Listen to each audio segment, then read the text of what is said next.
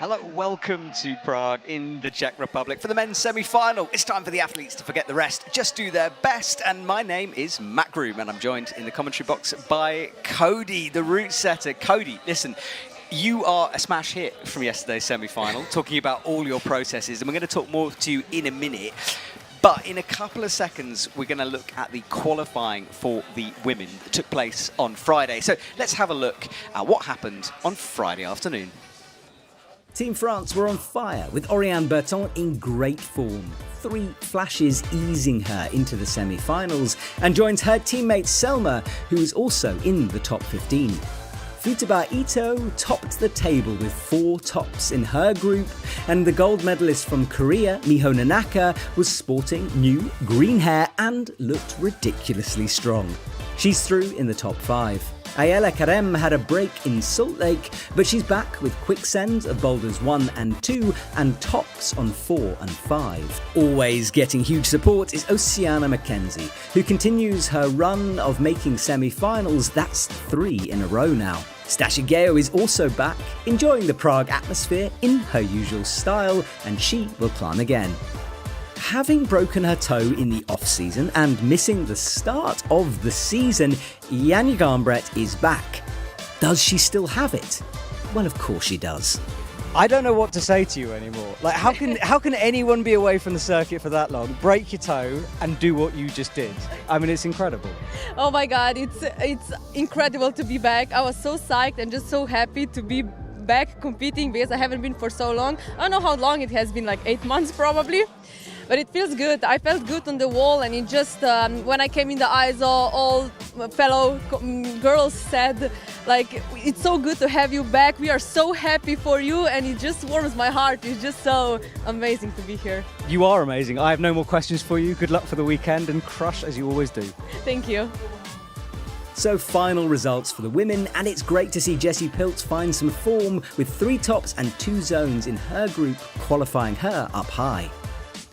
Katia Debovic squeezes into the top 20, just pushing out Afra Hoing, and Julia Kruder joins her brother in the semi-finals. A good day for the Kruder family.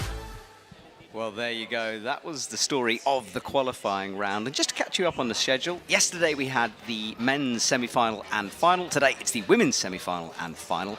This is the list of women competing this morning, or this afternoon now I should say. Cody, right, you are an IFSC route setter.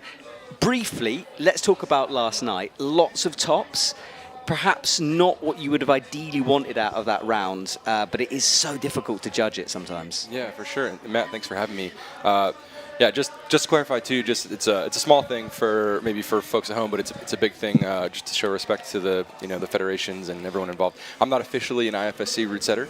Hopefully one day with maybe some more opportunities and some more effort, maybe a little bit of luck. But no, the folks who are officially IFSC route setters, they've put a tremendous amount of effort into that, into those roles. So I want to make sure that I respect that situation. Absolutely, man. Yeah, fair enough. But yeah, last night, it feels almost like a lifetime ago. There's just been so much work between semifinals and where we are now. Yeah, I think we would have liked to see maybe a little bit different outcome in our own, in our own predictions. But ended up, I think, still okay. Like results-wise, yeah, it was a bit. And in the route setter's opinion, all of us is a bit soft. We personally would have liked to see maybe a little bit more struggle, a little bit more testing. And we can, talk through a ton of that here. I don't want to take away from our first athlete coming out on the wall. Exactly, yeah. And it was a spectacle, however you see last night. I mean, I personally really, really enjoyed it. It was just awesome to see. So do go back and watch that. But right now, we're on to the women, and Flavie Cohort is coming in from France. All right, Cody, I know you were up till a ridiculous time in the morning with the other setters setting these boulders. So talk me through your creation. What is women's number 1? Women's number 1, it's a really slow technical slab. There's not like a tremendous amount of trickery to it, really. Definitely subtlety, though. all the positions are very intentional, and you have to be very aware of where your hips are, especially on this boulder problem. Getting to the zone shouldn't be tremendously difficult. However, getting to the top is quite a bit more so. Yeah, and there's a strange sort of toe catch down at the bottom. I couldn't work out what that yellow jib was on the first left foot for the women, but it's just, you can see it there underneath her right foot, but that just stops the backwards momentum, right? Yeah, a little bit. You know, we wanted to make sure we had a little bit of risk in the beginning, but not so much that the climbers were going to just get kind of smashed, like coming right out of the gate, and really just allow them to get more opportunities to zone and then more opportunities to top. Absolutely. Well, Flavi's doing good work. She got the zone in the first try, but that final hold there, very slopey, hard to hold on to, and nothing really for the feet. No, that volume is just basically dead vertical. There's not really a tremendous amount of friction there, and then as the temperatures rise throughout the afternoon, I can imagine both that flat hold fiberglass and the volume itself are going to get quite a bit worse. Yeah, it's a very good point. Remember, we've got 20 athletes coming through these boulders. We're looking for just 6 to make it through to the finals. There's some big names coming up at the end. Futaba Ito qualifying in last place, followed by Jan Ugamba, Oriane Berton, Jessie Piltz, and the list can go on. But we start with the opposite order from where they qualified. So Flavie qualified in last place, so she'll climb first of all. 4 boulders, 5 minutes per boulder. That's the basics.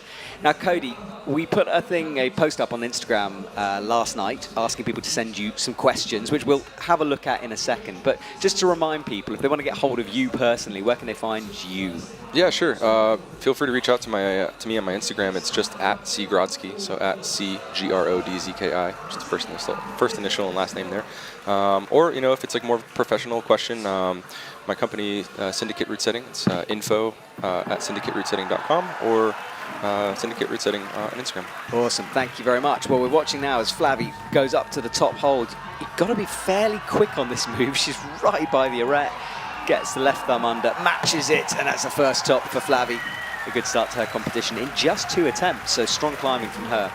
Yeah, really nice. It represents, I think, her climbing style quite well. I think she's a fairly good slab climber, and so, having her come out and being able to show her stuff, kind of fairly quickly, I think will do well for her kind of coming throughout the rest of the round. I was going to ask you this. What's the rules on the arete on this wall? Because could she have grabbed it there, or if it's taped, is it a no? How do you work it out? Yeah, that's a great question. So there is a bead of black tape kind of running just vertically there that you can probably just catch out there. It's about, 2 centimeters wide, give or take.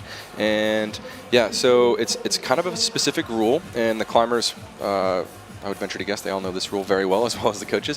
But the black tape, anything beyond the black tape is off, but the black tape itself and anything inside of it is actually, in fact, legally allowed. It is on. Wow, so we're going to see athletes crimp the tape at some point. So actually where we put it, thankfully, that's actually a really, really good question. Really? So I was joking. Yeah, is that possible? If we put the tape on the other side of the arete, then yes, okay. They could, in fact, crimp the side of the arete. But because we put it on the more on the inside of the corner, they can't grab anything past it. Sure, so she can't grab the side of the wall Correct. to use it. But sometimes you can. For example, in Japan, there was a move built in where you could use the side of the wall, if I remember correctly, anyway. Or there was some kind of system. So if it's not that tape, it's kind of okay. Yeah, so and then there's like specific rules regarding around like finished or unfinished edges, and basically all this information is broadcast on from the route setting team to the delegates, and then if there are any like really specific situations that are maybe like I guess just like a really specific situation, then sometimes that will be communicated during like the coaches meeting with the athletes or something like that, and then just so that way everyone's like on the same page, because we're not trying to like trick the athletes and like on some rule technicality. Like that's definitely not what we're here trying to do. Well, look, I've got a question for you from Alicia on Instagram, who says, how long does it take to set each boulder? I know it's hard to quantify that, but I mean, generally, if you've got a boulder, how long does it take you? Okay, so I'm going to do a bit of a cop-out answer here because I guess there's so many ways you could go around it. But, we were working on these boulders all week in different versions and variations. So, the idea, the initial skeleton, if you will, the bones of the boulder problem, those, tend to go up a little bit faster, maybe in a couple hours. We try to set faster typically, that way we can allow as much time for testing as possible. But then the testing process is where things really get fleshed out, and a tremendous amount of time and effort can be spent going into just one movement, let alone an entire boulder problem. Well, what time did you go to bed last night? Because that's quite a good indication. Yeah, last night I think we went to bed probably around 3 a.m. or so. Wow. So your conference finished, you set all this up, you're testing it, it's pretty intense. It's pretty intense, yeah, for sure. And it's not like, I mean, so we put these boulder problems up, let's say, you know, these boulder problems in particular, like on Monday, right? So it's been a long time since we've like really seen them and like felt them. And so we kind of have to like refamiliarize a little bit and just make sure that we're kind of like gauging the level appropriately. And then we take kind of all of our prognostics from qualifiers and maybe like overlay them in some form or fashion based on our predictions. And that will allow us to make some informed decisions throughout that testing and tweaking process to get us prepared for comp day. Well, there we go. Thank you very much, Cody. Katja Debovitz comes onto the mats for her first climb of the afternoon. She's doing really well at the moment, in a strong run of form, keeps making semi-finals. It's good to see her back. Her teammate, certainly Anja Garnbrett, will be climbing later. Not sure if you've heard of her. Once or twice, Once or twice, perhaps. Right, so Katja, very slow to drop down, catches that zone hold, and that zone hold is not very good. And also, this is a good time to point something out, which is that green tape goes to the yellow hold. Correct. Sometimes it points to the volume, and then therefore it's everything on the volume. But this case, it's just that yellow hold, right? Correct, yep, and that's just to indicate that they have to control that particular hold, and they can't just control the volume itself. And that's important sometimes for us for separation and fairness, and making sure that, you know, a smaller athlete who might not be able to reach the volume, for example, isn't, you know, kind of sized out of a movement or a potential zone, whereas a taller climber could. In this situation, it's not really the case. I mean, it's just more that, like, to do that movement, you really do need that hold. And that's just a nice point to signify, okay, the climber has shown success, and, like, they should be awarded as such. Absolutely. Well, thank you for that. Now the brushes come on, just cleaning everything up. Slab, of course, all about the footwork, and you don't want any extra chalk on those holds or any sand. We said this yesterday. It's really hard to keep these mats clean, actually. Yeah. Because it's so sandy where we are. We're kind of in a giant car park backing onto a beautiful park, but sand is a bit of an issue. Anyway, Katja starts to move away from the first holds, not looking, just pressing the palm down before she drops into the zone hold. And she finds it there. That's really nice. Yeah, drills that left in, and then the next black hold is pretty good. But she's got to somehow get her feet on it, so maybe a foot match here, which she's going for. Oh, it's such a scary move to do on a slab. Yeah, you really have to trust your feet there. Having the right shoes that are definitely like fitting you well as like vital on a slab. Yeah, she's looking at the clock. She's been stood on that left foot for a long time. Calf cramp is a genuine thing. Oh, absolutely. Oh, now she makes it but falls. Is it possible to bring the right foot through, like step across to that right black jib, or is it better to do what she's trying to do? I think it's better to do what she's trying to do. Yeah, maybe you're referring to something like we saw yesterday at men's finals. Yeah, the kind of step through. Super step through. I think for that to be successful, we'd have to move that black little jib cluster quite a bit to the right. But I mean, it's not out of the realm of possibility if you were like just, you know, you had some time to fool around and you really wanted to like make that thing work. But I think the athletes here will likely do this foot swap, foot match type of situation. There you go. So she's going again, a bit quicker this time, more confident with her decision, and gets it done. So good work from Katja, learning. She's coming up to the minute mark, so she's probably got time to fall off this move once, jump back on and have another go, but it's going to be pushing it. Oh, into a big press. A few ways to do this, or is there just one main method to get into that top hold? Yeah, that's a good question, Matt. I think that you'll likely see the most success with kind of that left-hand catch, left-hand kick, something like that. Maybe even like jumping two hands and left-hand kick. It's possible to do what she did for sure, like do that kind of press situation. But I think it would be pretty powerful. But yeah, it's possible. All right, let's see if she does it again. She's moving much quicker now through the start of this slab. Makes the foot swap with no problems. Left foot drilled in. Let's see how she does this final move. Will she change it up? 22 seconds on the clock. She does change it, but she misses it and slightly limps there. And she is done. indicates to the judges in the crowd that it's over, and she will exit with no top, just a zone for Katja. So I think this is quite a good, well, actually not a good opportunity to ask you another question, because we're about to see 2 more athletes, but I will keep that in mind. Do send Cody some questions if you've got any. He, I'm sure, appreciates you guys taking an interest. And we had a big response from Cody yesterday, and I just want to say that I've tried to get route setters in the commentary box before, I have, but as a group, you guys do not love talking about boulders. Yeah, I think it's one of those things too, where it's like, you know, this is kind of the only time where we have a kind of a minute to just enjoy the show. That's and true, like, yeah. just like relax a little bit. Yeah, sorry about that. No.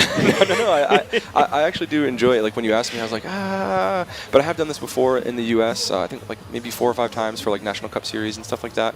And I do actually quite enjoy it. It is a lot of fun, and I feel like there are just like so many questions that folks have, and like, why is this thing this way? What was the decision-making process? And sometimes, you know, they might not understand and then draw their own conclusions about something that may or may not be accurate. And if someone could just maybe shed a little bit of light on situations, then a little bit of understanding, I think, goes a long way for our sport. Absolutely. Well, look, thank you for taking the time when you should be having a break with me. But we're watching Johanna Faber right now on the slab, looking super confident as she starts to work her way across. And then on a particularly cool-looking women's 2, which we'll talk about more in a minute, but I know, Cody, you've had a big hand in making that one. That is Flavie Gohort on there. Right, so Johanna looks towards this final move, gets 2 hands on it, pressing down with the left, but can't quite make it stick that time. But a good first attempt from her, making semi-finals, first time in a while. Good to see her back. And there is the red boulder, which involves sort of, I don't know, the hole she's walking past now, I describe it as like a toilet seat that you've filled up with other jibs. yeah, something like that. Yeah, I don't know where to start really with that boulder. Well, let's talk about it when we see it in a sec. But right now, let's stick with Johanna as she misses a couple of times that left foot. Flavie is just resting here because, yeah, the reason I wanted to wait is it's such a complicated boulder. Yeah, there's a lot going on. A lot, yeah. One of most, must be a very expensive boulder as well. Yeah, very much so. All right, so Johanna drops down really positively onto that left foot. She got the move dialed now. Yeah, she's looking good here. Makes the foot swap easily. She's got plenty of time to figure out this final sequence. Misses the left kick. And this is it. She did it. Look at this thing. It's outrageous. So she's swinging into the zone. There's a black hole underneath there. Yes.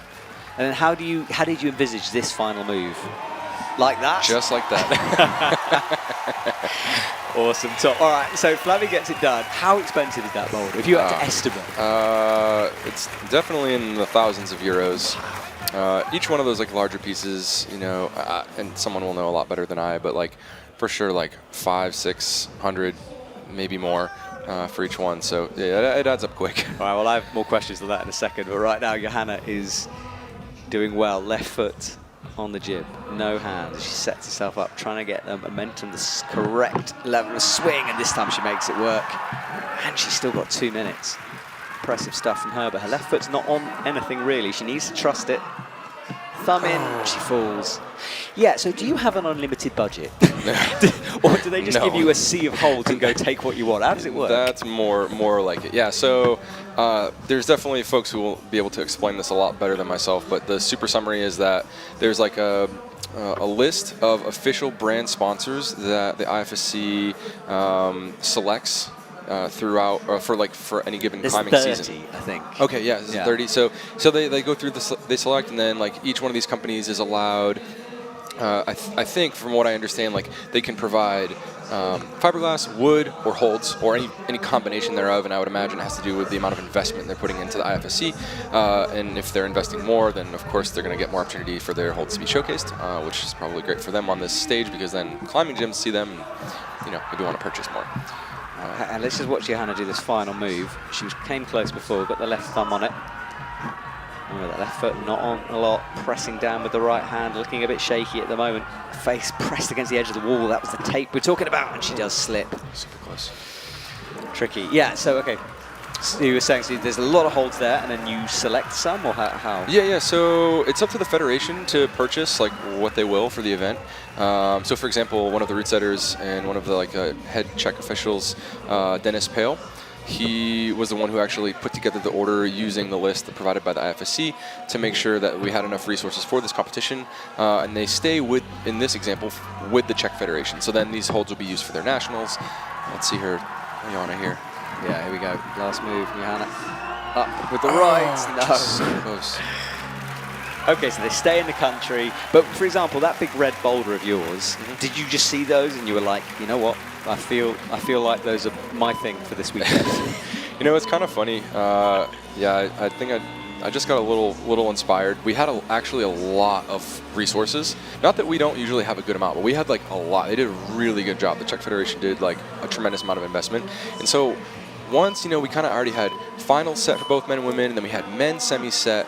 I was like, man, we actually have, and then some of the other boulders were starting to go up. People were picking their stuff. I was like, man, actually, there's a lot of good stuff here. Like maybe, and I kind of picked a few big things, and I was like, you know what? As I was tweaking things, I was like, I'm just going to lean into this. You know, we're just going to get bigger and bigger, and yeah, well, here we are. I like it, man. Well, that's that monstrosity of a boulder you can see. It's huge. It looks incredible. Giorgia Tessio is on from Italy. Her first climb. And we'll see all the boulders in action very soon. We start off slow, one athlete at a time. We bring on 4 by the middle of things, and by the end we drop back down to our last couple of athletes. And we get to really focus on individual boulders and climbers. So Katia is on this toilet bowl feature. The yellow inside is literally stacked holds inside of that. And it looks like something you should just be able to walk across, but I'll ask you that in a second. Giorgia Tessio, meanwhile, is looking to drop down. Trying to find a way to get that left foot engaged. Blindly dropping back towards it and misses with the left.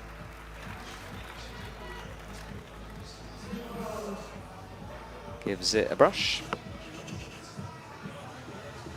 Katia, yeah, so this, is it awkward because of the angle of the walls that are being pushed backwards? Because it looks quite easy on camera. Yeah, it's a fairly tricky move. I mean, it's not the hardest move ever, that's for sure, but it's definitely really body position dependent. And I keep talking about hips a lot, but it seems to be just like a theme to do these types of movements is like really being aware of your hips and your body in space. And due to the angle of both the walls and where the holds are situated, you kind of actually have to kind of manage your way around the holds to find that press position. It is quite tricky. Well, talking about managing bodies in space, Giorgia going backwards here, very difficult because she's no idea where that yellow hold really is. Correct, yeah. Yeah, super slow. Looks like she's managing it quite nicely. Oh, such awareness, isn't it? Just to know where something is and then to feel your way into it. It's, right. It's a skill. Katia presses 2 hands into those big red volumes. And the zone is underneath. It's a black hold underneath the half shape. It's a fairly good hold. You know, I'd probably go so far as to call it a jug. It's probably for, you know, general viewers, it's like not actually a jug, but you know, for this level of performance, it's a fairly good hold. Yeah, and you can just see it on that angle. Big move up, misses the toe though. And that coordination style move, so doing something with your hands and your feet at the same time, but in different ways. That's something that route setters use a lot of in modern competitions. For sure. Yeah, and we kind of need to use that in our bag of, in our toolbox, I guess, bag of tricks, so to speak. Because, you know, I was talking a little bit about this yesterday, you know, all different climbing styles, they're all valid. You know, as long as we're doing our best job to represent all of those styles in a fair and functional way, then I think we're doing quite a nice job. Absolutely. Well, Giorgia gets through that first move. We didn't quite see how she did it, but she's established. Misses the last one, but she's got plenty of time on the clock with 2 minutes to go. She'll ask for a brush. And meanwhile, Katia goes again on women's 2. So right foot on that toilet bowl. Presses into the corner. She's making all of this look good, and hopefully she will have learnt this coordination move, because that's something the athletes do. Figure it out and remember the body movements required. Oh, just coming up shy of that left toe hook. So, yeah, I mean, it's funny enough, you know, this last move, I think a lot of people at home are like, man, that move's massive. But it's almost counterintuitive. It's better to be a little bit shorter, actually, for this move, because the way that you're catching that toe hook, if you have like a longer hip to knee or knee to like bottom of your foot, I don't know, index or just overall length, it takes longer for you to then catch that toe. So you're actually like traveling through space longer, and you have to set up your trajectory a little bit better, whereas if you're shorter, you catch it quicker. So there's less time differential between when you launch and when you catch. Fascinating. And this is the move you were talking about. So from the zone to the final hold. Correct. Katya making that look so simple now, really locked it in. But watch her left toe. She's got to catch it underneath. Her hips are just kind of popping away. She's not getting enough drive up through the underclings and off that right smear foot. There is a little bit of a jib there, and we can look at that in a second here. Georgia, she sticks it. She's got 15 seconds as well. It's plenty of time to get this move done. Has to goes for the heel. That's super wow. nice. Super nice. I was about to say there's no way that's going to stick. Yeah. Brilliant from Georgia. Great footwork, great awareness. On the fly, too. I mean, that was her, I believe, her first time up to that position from the heel hook. Okay, another question for you from Thom on Instagram. What's the go with hold colours? It's about the colours of the holds. Do you pick certain colours? I mean, we've got blue and yellow coming past, which is quite an obvious reference that we've seen quite a lot, which I like very much. But for example, the red one, how do you decide the colours? So it's kind of like almost like a reverse process. Like colors are almost the last thing, or like one of the last things that we're really thinking about. First, we might talk about like style, like what do we want this round to look like, what do we want this round to feel like, and then if there's somebody who's like feeling maybe particularly inspired about setting a certain movement, then that person could kind of like say, oh, okay, I really need like these things to make it work. So then maybe they would kind of have like first dibs on that like hold selection thing, and maybe that means they need red holds, maybe that means they need blue and yellow holds or whatever. And then other people can kind of like fill in as you go. So like just using this boulder as an example, red was just simply the last color. And I couldn't use black because there's a black boulder to the left, and I really shouldn't use blue or yellow at all on my boulder if I can avoid it. Just so like the visual aspect looks not only appealing, but it's easy to differentiate to the crowd, especially if you're sitting a little bit farther back. So interesting. So it's movement before aesthetics, but then you consider the aesthetics. So it's all part of the process. Yeah, for sure. Yeah, like we talk about this a lot, and I do a lot of like instruction for route setting, both for USA Climbing, but also privately. And we talk a lot about this concept of fairness, risk management, fairness, function, fun, and then kind of beneath all of that is the aesthetics. Yeah, well, Hélène Janicourt she worked as a route setter last year. She decided that she could do so many of the moves that she wanted to compete once more, and it's great to see her back on the circuit. And she's been working on her bouldering. She is more of a lead climber, but making semi-finals now, and it's really good to see her at this level. But she's struggling to do a Georgia-style heel here. She's got plenty of time to learn this position, though, which is really nice for her. Just slips off. It just goes to show you how bad that volume really is. I mean, she's like statically on that position and just slips off. Yeah, super hard. We haven't really looked at the blue and yellow one, but it's on the right as we watch Johanna launching rightwards on the red. Yeah, the blue and yellow is sort of a pressy into a very good hold, which she's looking at now, but an awkward position to get there. Correct, yeah, and there's a thumb catch on it to make that hold a little bit better, because it's a pretty good hold, but it's a steep wall. You're launching from a very deep position, like your center of gravity is very much inside the wall, and your trajectory is going very much outside, and so that thumb catch will help out quite a bit. Yeah, so that's the boulder on the right of your screen. In the middle, there's a red one, and then left is the slab at the start. And you're right about the steepness of the wall. It's very hard to tell from TV, but it is a steep wall. Quite steep. That's a great angle. Yeah, that's a great angle. So there's actually, on this particular boulder, there's I don't know, 5 different wall angles to consider, and then you also add in the depth of the volumes themselves. So you might look at those 2 big circles where they're pressing on. It's oh, they look roughly the same, but one of them's on a slab and is super low profile, and the other one's on a steep and is super high profile. That's the good hold I said. But now she has this awkward little hand match, and then the zone hold is right underneath. It's not the whole volume, but from here, it's not over yet, is it? Because you've blocked that right, so you can't get a heel up, for example. Correct. Just needs to campus it. 1 move away. Now she can bring a toe in, and she should from here finish this. Matches, she does. And Flavie Cohort, 2 out of 2. 3 out of 3, sorry. 3 out of 3 for her. She's climbing really well. Coming out really confident and just building off of her previous successes from boulders 1 and 2, and now topping 3. It's going to look really good for her going into number 4. Yeah, crazy. So you can never count people out of this. Remember, I think Sometimes people think that when the athletes are coming in early on, they're not going to make a final, but that is not the case. We've seen it so many times. But Johanna isn't working in this move out, and Helene is once again on the delicate middle section of the slab. You know, a little bit selfishly, I wish that Helen was still root setting. There's just not enough women representation in root setting right now, kind of across the board, whether that's like, I think, oh, nice move there, in individual federations or IFSC. I wish her like only the utmost success in their competition, of course, series and circuits, but yeah, would just love to see more women in root setting. Yeah, we'll talk more about that in a second, actually, because there are a few things to say on diversity and women especially, because it is a complaint that's levelled justifiably sometimes. There aren't enough women setting women's boulder programs because shapes are different and men and women do things differently. Absolutely. But there is an IFSC diversity program that's running. It's a bit like an internship style thing. So you can apply, if you're interested in this, if you're listening and thinking, I would like to be a route setter, I don't know the options, you can apply through your national federation. If you get selected from the IFSC, it works a bit like an internship. So they bring you forward, and then in the next couple of events, there are setters working as part of the team who are part of the diversity program. And then the idea is to bring them on eventually to be full IFSC route setters. So there is things being worked on, but it's definitely a problem that we have in the sport, that there aren't enough women.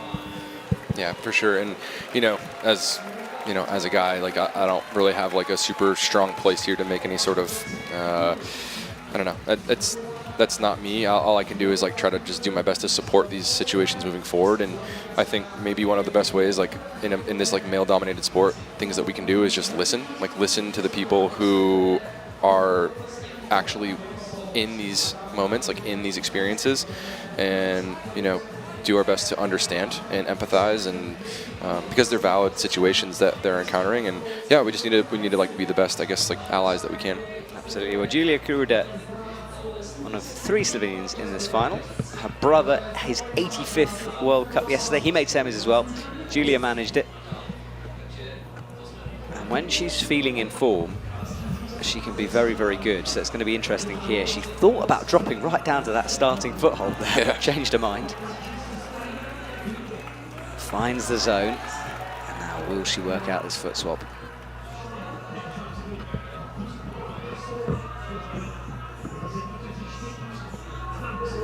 Look at that, great matching. No jump required there. She just padded her way through. Katja starting facing out. Is that something you guys thought about when you looked at that move? Absolutely, absolutely. Yeah, it feels a little bit nicer in that position to then press on the bottom side of that yellow Rock City volume.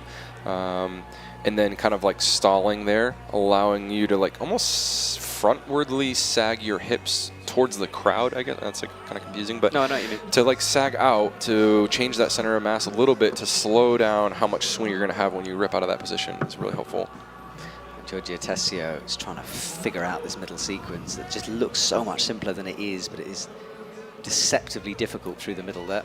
And Katja faces in this time, so changing up the beater. We often see athletes do this, experimenting with different ways of doing it before they have to commit to one. Katja has now stood up, and she won't be able to see that jug, because it's kind of blind underneath the volume, but she latches it this time, matches with the hands. And a big swing out to catch the zone. The second half of this boulder doesn't seem to be as hard as the first, but this move is droppable for sure. Absolutely. One hand on. She's tall, she can get that left foot engaged, but now needs to drop it, which she does. Looking really strong through here. This could be Katja's first top of the afternoon, and it is. The 2 zones and the top so far for her. Good start to her comp.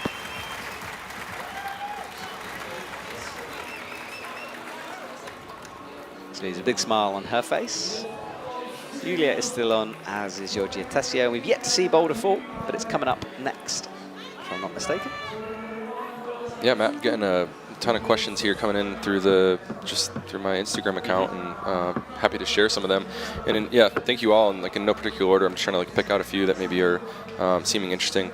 And someone here named Carl Page asks, Out of curiosity, what do you reckon is the strength level of the setters compared to the athletes? Do you think that on a good day, perhaps some of them could make semis? Well, we've just seen Helen And competing, and she used I to be a guess route that's setter. it right there, yeah. So, But could you turn up and make a semi-final, for me? example? No way. I route set full time. I don't train World Cup athletics full time. I mean, yeah, there's like a tremendous amount of similarities, and yeah, some of the movements, some of the boulders, like some of these boulders, yes, I've done these boulders, but like it's in a completely different environment with a entirely different purpose. Like our goal is to not send these boulder problems. We're not like trying to like outflex one another on the wall. Like we have a job to do, and big fall there. Big fall, yeah. We have a job to do, and that job is to not like, sit back and try to like, outrank each other or something like that. Like our job is to make sure that this move is fair, that the move is functional, that this move works. Maybe that's a sequence, and rarely are we trying to take a boulder from the bottom to the top. So it's just not really a thing that any of us are really training. Now that said, there are typically the level of the route setters is quite high. For example, we have Kaito Wanatabe from Japan, and he's on the setting crew here. We work together also in Hachioji. He is just watch Julia's. Sorry, last move here. Oh yeah, Giorgio Tessio. Just that's a really great camera angle. It's good, isn't it? Yeah. I'm sorry. Yeah, you were going. So he's from Japan. Yeah, and anyways, he's just like got a tremendously high level on all different styles, and so for him, like, if he put some effort into, like, not that he doesn't put effort in, but if he like put some really pointed focus, I think, on this type of training, then it's very likely. So this is good for people listening at home. Again, we mentioned this diversity thing. If you're thinking, I'm interested in route setting, but I can't climb HC, it doesn't necessarily matter. No. You don't need to be at that level to be able to do this job. No, definitely not. But there is like a tremendous climbing component to it. So you do need to like be able to, at the absolute minimum, like feel and understand the positions. Ideally though, you are able to do moves, you are able to do sequences, because that you're just going to be more valuable to your crew. And that's not just pertaining to like a World Cup. Like that could be your local, like a local event for your whatever your home federation is. Like in the USA climbing, that might be like a qualifying event. Just a youth QE. Yeah, if you're climbing 6A, you won't be able to set for these guys, but you might be able to set for a local competition. There's levels to the game. And that's how you just get experience. I mean, this doesn't happen overnight. Like, for example, I've been route setting competitively for over 15 years now, and just now starting to really get an opportunity to work these types of events, and a lot of that is just luck too. Like, it's just the situations that occur. But yeah, the route setting team definitely has a level of fitness, and we have for sure specialties, which is why it's so important to have diversity on the team. And we can talk about that like ad nauseum. Forever. Exactly. Well, we've got a new set of athletes in. Akiko Clark is on women's 1 from the USA. A couple of women missing from the USA squad. Brooke, for example, Natalia and Annie Sanders, who all made finals last week, well, not last week, week before in Salt Lake. They're not here, taking a break for training. So if you're expecting them to pop up, I'm afraid you'll be disappointed. But we have got some other really strong athletes from the USA here. And this is one of them. She makes the move across look great. Chalks up, which is kind of funny considering there's no hands, but maybe for the next move. For the next move, for sure. Yeah, that's a pretty stable position where she's at. And then this one also, you're going to get a nice chalk up. Here you go, there we go. Chalk up. Pretty stable position. So she needs to make this jump to the left. Scoreboard on the right.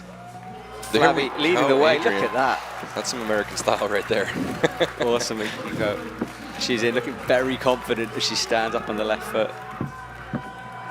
And you can see all 4 boulders are now in action at the top of your screen, the split screen we have going on. And Johanna makes a big swing on the top right. Let's stick with Akio here. Akiko, as she when she falls. I think it's actually Adrienne. I'm trying to work out the name. Sorry, Akiko's middle name, isn't it? Yeah, no, that's all right. Yeah, Adrienne Clark. Yeah, and she's a younger athlete. She's breaking out of the scene, and it's really cool to see her making semifinals here. I actually met Adrienne's dad yesterday, so I should definitely know that she's Adrienne, not Kiko. I learned. Right, Johanna, one move away. Hard to drop it from here. Gets the left on. Right hand through. Good work from Johanna. A top for her. And it's beginning to look like a pretty good round at the moment. Flavy, a bit of a trendsetter, and there she is in action on Boulder 4. First time we get to see Boulder 4. Huge toe catch halfway through the thing. Yeah. There's Adrian just resting. And that's Boulder 4 there. So starts down on the left, crosses over to the right, and then back to the left. And a physical way to end this semi-final. Absolutely, yeah. It's one of the steepest angles, probably the steepest angle. And yeah, those holds, I mean, they're not that good. They're pretty slopey. I mean, yes, they're on volumes. We're changing the angle there quite a bit. But it's just a pretty hard boulder. And there's Helene pressing in. She makes the jump, going a little too far out. Adrian again on the start of hers, minute 13. She's got the zone. Trying to work out how to get a top here. It must be quite difficult. I mean, she's part of Team USA. You obviously set in the USA. You're obviously very neutral, but is it hard sometimes to think, oh, this could be an athlete I know very well, their style? And I suppose that refers to lots of different athletes, you know? Yeah, I mean, yeah, some of these athletes been setting for a very, very long time, especially if they came up through the youth circuit. Man, she's got that press move She's got it dialed. down, hasn't she? Yeah, see how she manages the top here. She's only got 40 seconds left. Yeah, she wants to stand right on the top where there is a little line, gets the right, but falls. I think you need to probably be a little bit farther out just to probably a little bit better position there. Helene not making that jump work, and clear frustration, yeah. Remember, she's really come on with her bouldering though. She was a pure lead climber for a while and then sort of started to transition, as loads of them have, yeah, because of the Olympics. Adrian again with the left. Good work from her. 10 seconds. Are we going to see a buzzer beater? We're not. Heartbreaking. Yeah, is it difficult not to sometimes be like, oh, this boulder would definitely suit this athlete, or you just forget about it and just get on with your job at that point? I mean, I don't know that I really think about all that so much, because there's just like, the field is so deep. Like if you look at this list of athletes coming out, this 20, men's 20, whatever it is, like there's going to be athletes who are better at straightforward powers, better tech climbers, there's better whatever. So I might like offhandedly be like, oh, yeah, Kyra probably would do pretty good at this because like I've been setting for Kyra for a really long time. You know what I mean? Like, but that doesn't change anything. Like, it doesn't impact like how any of us are gonna like route set for the event, and it's certainly like that decision making isn't gonna like, yeah, we're not gonna modify something just because of that type of situation. Like I said, our job is to set like a fair round of competition as diversely as possible and allow the athletes the chance to showcase their skills. So there we go. Now Georgia Tessio on women's 3. Katja Debovitz is on women's 4. Julia Kruder, and for the first time Selma has entered the stage and she's on the left. So we'll stick with Georgia right now as she makes the jump to the jug look pretty simple. Into the zone. Ooh, misses and slides off that right foot. Looked like she was going to pull it back, but decided maybe to save a bit of energy and not fight through it. Katja wants that sloper cleaned. There is Julia Kruder. And there's Selma from Team France. God, Team France are good at the moment. They really, really are. They've just been showing their stuff. And you got to just really attribute that, I believe, to the culture, the climbing culture that France has. And then, of course, their support system, their coaching staff, and just like the resources they put into this. They've always been really good, but they just feel exceptionally good. Yeah, recently. they do. Something has changed, I feel, within that team. I don't know what it is, but I think just a few strong athletes will do that. You know what I mean? Like you have like Mikhail, you have Orion, you have Mejdi, you have Fanny. Like on any given day, and I'm missing like a bunch, right? Course, but like just those few, even like okay, you're regularly making semis, you're making finals, regularly winning. That feels different when you're constantly saying and from France, you know, or whatever that might be. Well, I think they push each other as well. They do. You know, if you're in a training session and everyone's at a level, everyone, of course, gets a bit competitive. They want to see who can go further, and that helps raise the standard. Yeah, absolutely. Well, here is Georgia on the final section of women's 2. Oh, misses. One of the first athletes to drop the top of that. Yeah. And you got to wonder if that's attributing to the heat and increasing humidity here. Yeah, it is hot. So we're coming up to 12:40 in the afternoon, Central European time here. The women's finals, so just 6 of these athletes will make it through. That's at 7 p.m. tonight, so an hour earlier than last night's men's final. And Selma, who looked very good in qualifying here, is just struggling to unlock the final sequence. Makes the foot match look good. Out to the left.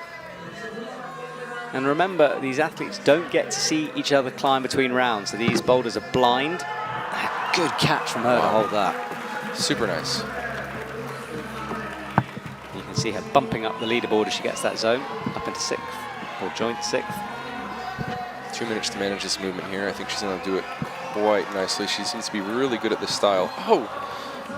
And she's just as shocked as I am, I think. I thought she had that. The worst feelings of climbers when you fall off and you don't know you go into until you do. You know, that feeling of like, oh, what happened? Yeah, how am I on the ground? What happened? And that's actually can be really tricky, especially on a slab when you have like a finite amount of time. Like, wait, what can I do better this time? And if you don't understand why, you're like, oh no, what do I do? Yeah, how do I change it? Yeah. Or Georgia as well might be in a similar situation. She gets the left hand up again. She dropped this move, swings the left foot, and again she goes down. So it seems like she's powering down a little bit here. Could be that, yeah. I mean, you've had that red boulder, which is very physical, then this blue one, which is physical. It's a couple of jumps in a row, and it, maybe starts to take its toll. We've seen Yulia falling off that quite a lot, and Katya not really making progress yet on women's 4. Super slopey. It's a similar move to the men's paddle dyno thing at the end, where they caught it in a shoulder press. Yeah, sure. There's a little bit different version. I mean, these holds are way worse, but it's in a very different position, right? Because you're moving like much more slowly. I mean, yeah, like you're jumping out of a toe hook, but you're not trying to like travel through space. When that's the case, you need the holds to be pretty good so you can kind of like pull and paddle through them. Oh, and she just fell off those double shoulders.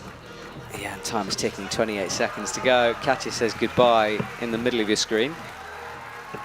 Georgia giving it one more. Yeah, she runs back, doesn't she? And we'll stick with Selma because she's probably closest. So can she make the adjustment? Katya needs to watch out. I think she was further away than it looked there on your screen. Yeah, Georgia's actually, she's got 8 seconds here. This could be a little buzzer beater situation. Exciting last moment, but drops the right hand down.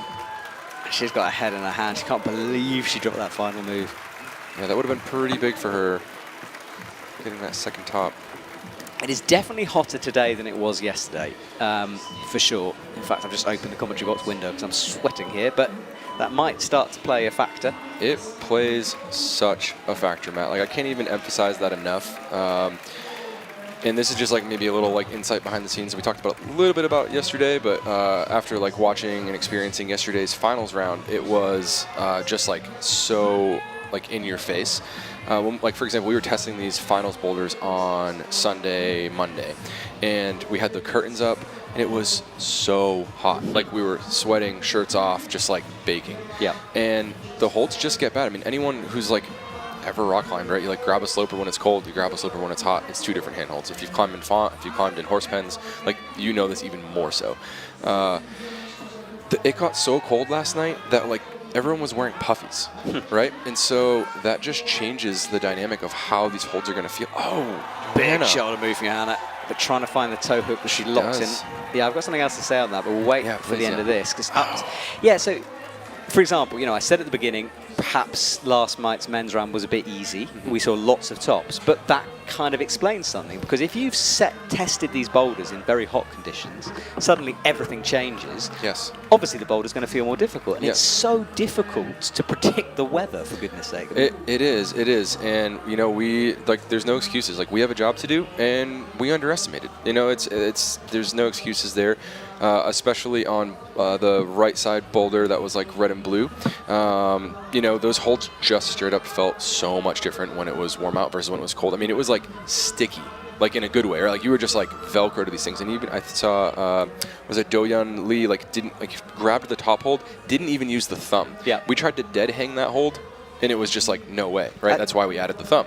And then, you know, and then it just snowballs. I think it's good for people to know that, because I think sometimes there's this assumption that you've just got it wrong, but it's good to understand the process. But now we're watching for the first time Mia Oyagi going left. She's done well through the slab, tries to get the foot match, but just bobbles off it, and she's both wrists quite heavily taped there, and she was just grabbing one for a second. Johanna just stalling in space, so strong in those shoulders. It's really impressive that she's been hanging out there for that long. But that zone hold is a bad sort of slopey crimp thing. It's really bad. Yeah, definitely the most difficult boulder, in my opinion, of the round, due to the nature of the style, just simply the level, and then also the fact that it's coming as the last boulder problem in the round. Yeah, just all of those things kind of added up. Yeah, we talked yesterday about how important the sequence of boulders are and the sort of back and forth that goes on between the IFSC officials and you guys, because it can change everything. Yeah, and there was actually a couple questions that came in, and I don't have them like lined up in front of me, but they kind of all were asking like, yeah, what does the ordering of the boulders look like, and just to provide a little more clarity, if you didn't catch that yesterday. Oh, behind his head, Mia makes that move, stick on the edge of the slab, can't grab the edge of the wall. Remember, one move away from the top, gets stood up, but awkward with the left foot. Trying to use the wall to smear on, not much there. A bit short with the right hand. Perhaps it's time to get a heel engaged. Slides off with the left foot. Mia battling through this last sequence. Goes for the big pop. Oh, And a slip so from close. her. But she does have time. Adrian eyeing up this jump here. Catches it Super one-handed, nice. just palming down with the left to stop that swing. See if she can manage this move.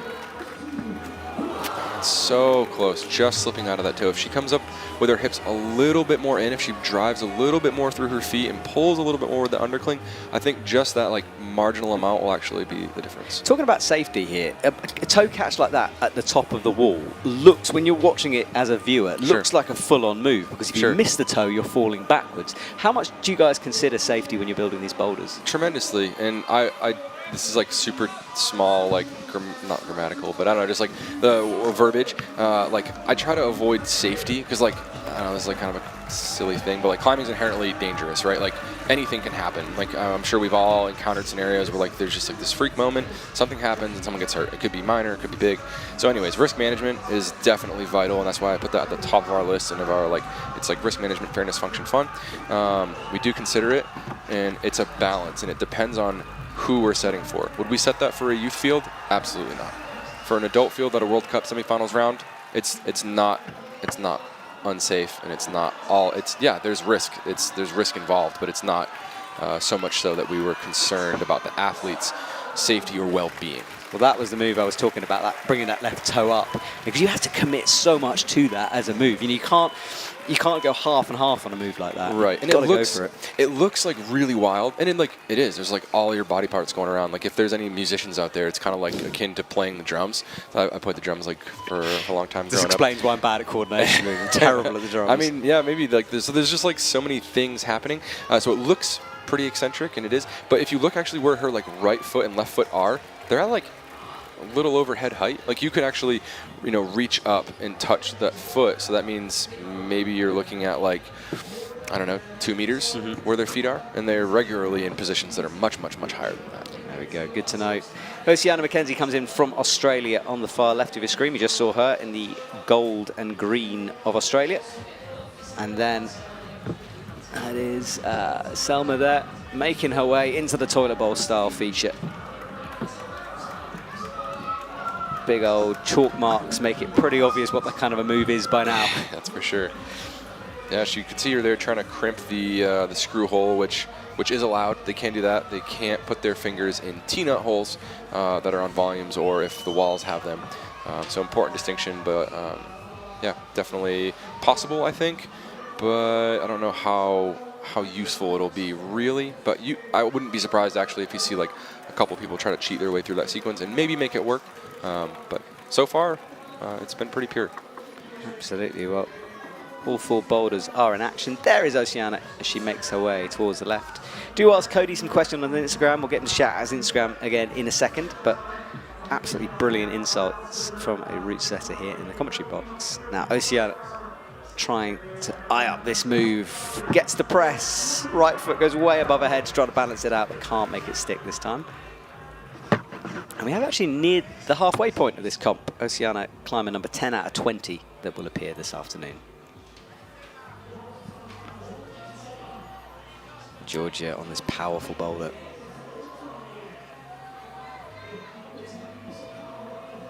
Thuggy move out right, catches the swing, but it's the lack of feet that make that so hard. For sure, yeah. You really need to catch that toe, catch a heel, something like there to stabilize yourself to create that opposition. Because otherwise, if you're just hanging like Johanna was, that was just like really exhausting and powerful, and you haven't even got the zone yet. right? So you have to make sure that you're like leaving enough reserve in the tank to make sure you can top that boulder.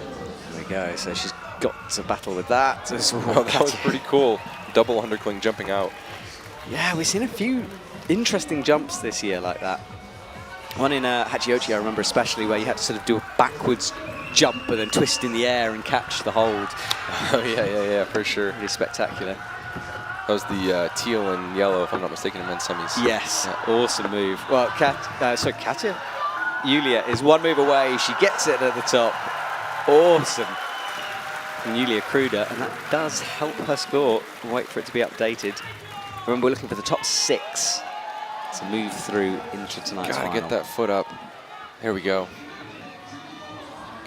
Now, for people who don't know, a toe hook like that, it looks like it shouldn't help at all because you're just, you're not standing on something, you're hooking it, but it does take a lot of body weight and pressure off the arms. Yeah, for sure. It's it's all about creating this opposition, and sometimes like it's seemingly it's not all that straightforward. But just any different way you can create this opposition in time or space can really go a long way. And Selma sticking that move, looking so good flying through the air there. This is it. Will she spot the toe catch? Jumps and she doesn't really engage it. Sometimes toe catches like that are instinctual. Your foot just comes into it. But that one is kind of difficult to read, perhaps. She certainly didn't really go for it that time. Oceana, though, jumps left, and she will now rock up on that left foot. Need to trust it. Stands low on the volume, which seems to be the better way to do it. Yeah, and you'll probably see a lot of the athletes try that. I mean, we've seen the pushing on the inside, more flatter portion. We've seen this heel hook. Did you test this boulder, or was this someone else's? Yeah, that's actually a great question, Matt. So, I mean, the initial design was put up by our chief, Akito, and that's fairly common. Sometimes, you do one person, skeleton. Sometimes there's 2, but the testing is really like a team effort.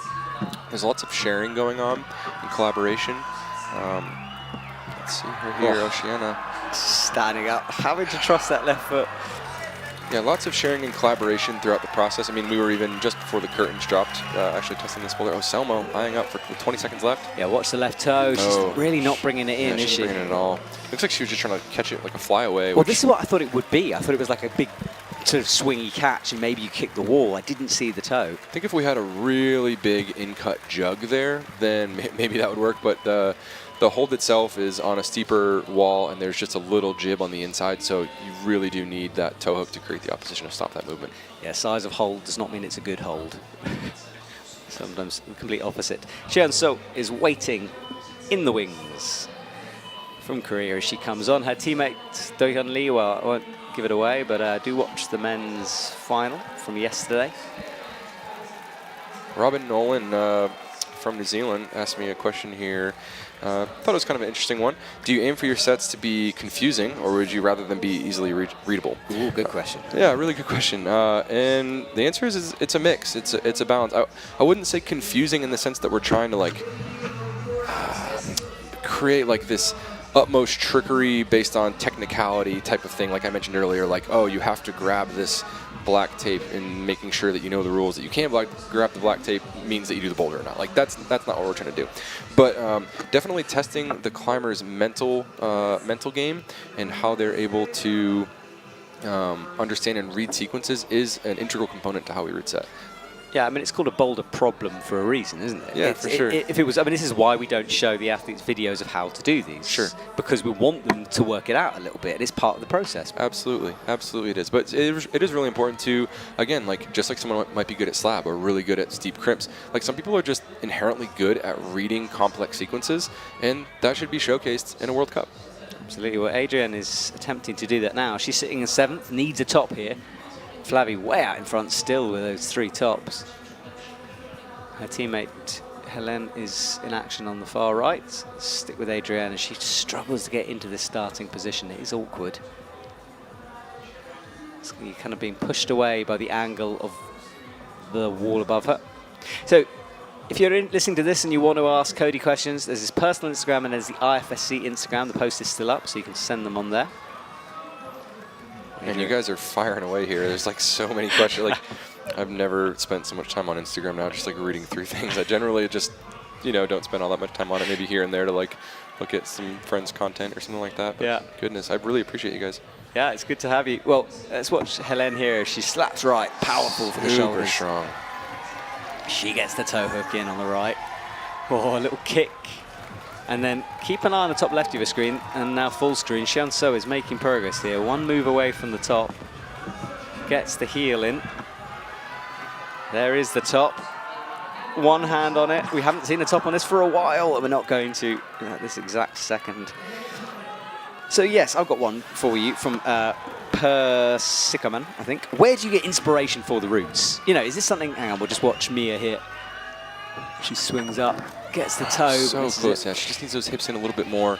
There is, and I don't know if I mentioned this earlier, there is actually, you can't really see it. Maybe we can get a tighter camera shot on the rightmost 360 hold a little bit later, but there is, or sorry, the centermost, a stacked jibs for the left foot to drive off of.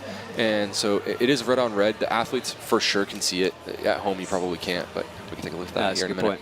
Yeah, so do you have, like, in my head, you have a notebook full of devious ideas that you dream of in the middle of the night and then I wake up in a frenzy and write it down. But do you plan these things out before, or do you have to wait to see the holds?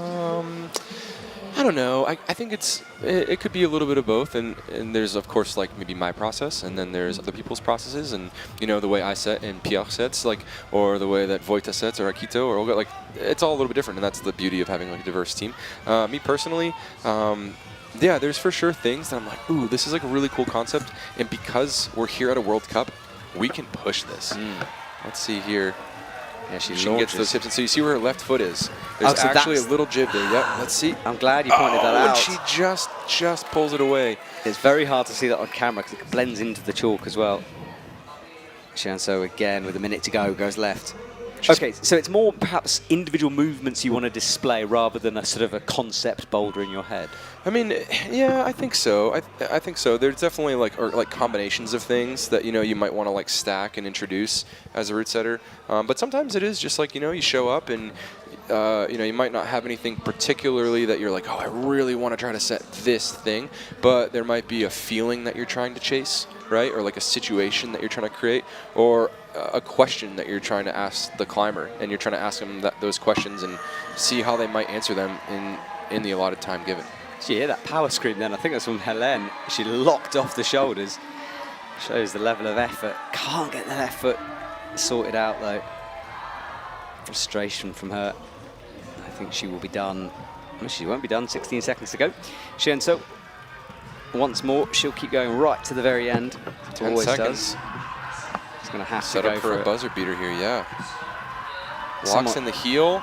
She's looking real good. No! Oh! Now this is worth clarifying, because although she touched that final hold with two hands, you have to control it. And there's not, there used to be, I think there used to be a 3-second time that you had to hold it for, but now it's just demonstrating control, which again is tricky for the judges, but it's part of it.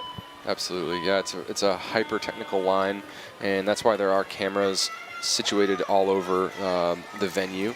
And the judges themselves have had an opportunity to look at these boulders. We, the route setters, like talk through the movements with them, so maybe they can like understand a little bit about what they're going to see, and then understand more about any of the specific situations that might be a little more tricky to judge. For example, I talked to some of the judges about this slab of like, hey, just be aware that there is black tape here, and they're going to get really close to it. So maybe one of you guys should be situated in a place that you can make a really good call. Really interesting that, yeah. And people do not know that because there is, as you said, there's meetings that go on between you guys and them. And I'm often kind of vaguely involved because I like to talk through the boulders too. And I see this happening. There's the judges being like, well, which bit is the zone? Is it this? What's control? There are questions that go back and forth. It's not just one thing, it's a conversation. Now, Ayala Karem from Israel is on the left. Team Israel. Well, if we talk about Team France, Team Israel have got to be in the same kind of category, finding something special at the moment. They really are. Ayala has just been like dominating. Like she's just coming out and just doing so well. Yeah, she's great to watch climbing. So she's on the top left of your screen. And then right in the middle is Selma. Crosses with the hands on the final moves here. She looked like she was going to go for a huge double clutch jump style thing. She is possibly. Oh, man. I mean, that's possible. Definitely a harder way to do that movement. It is more possible now too. We did kind of last minute make that foot kind of down and right from the zone where there's like a yellow and then a blue on top of it and then another yellow. We did make that a little bit better. So maybe now you can drive a little bit through that movement more. But still, I think what we've seen the athletes do so far has been a little bit more successful. Ayala Karam fell off the first move a couple of times. She has that chalk bag, which she always seems to carry with her. I'm not sure if it's a good luck charm, but it makes me laugh every time I see it. And that left hand that she's on right there is pretty good. And this slab is, a fairly low angle. You're able to spend a little bit of time. As long as you keep your heels down, that's really vital to climbing well on slab, and that's not specific to competition climbing. Climbing outside as well, like if you can keep more rubber on whatever hold that you're on, you're gonna generally have a greater chance of success, and that's specific to slab. Like if you're in really steep, roof or something like that, you might need to toe down, of course. But for here, yeah, you want to keep those heels down, and yeah, really just slowly inch through. That crimp is maybe like just a handful of millimeters. It's not. I mean, it's good. It's not great, but due to the nature of the volumes in the slab, it actually feels quite alright. There we go. Oceana is in the middle of this boulder, pressing with the arm, crimping the edge of the volume for a second. Ayala just struggling with the foot swap sequence on the left, and Julia Kruder finishing things off, but she's chilling out in the middle of your screen on women's 4. And so yeah, you talked a little bit about. Oh, look at her crimping the. So that's what you were talking about. Yeah. The screw-ons. You can do that. You can do that, yeah. But you noticed that she didn't. She decided not to, which for me, I'm like, oh, whew, good. I wouldn't prefer that. But she did. Yeah, it's quite alright. It's the ultimate mono, isn't it? No, it sure is. All right, Oceana lines up for this jump. Now she's a bit taller. It'd be interesting if that's a hindrance or not. Can't stick the toe. And it'd be so cool if you guys had slow-mo replay. I know that might be a little far out, but if you could watch, for example, Flavi execute that move and just see kind of how her hips were and where she was generating from, and then where her toe is catching and how long it's taking between her kind of her ignition and then her catch, comparatively to a taller climber.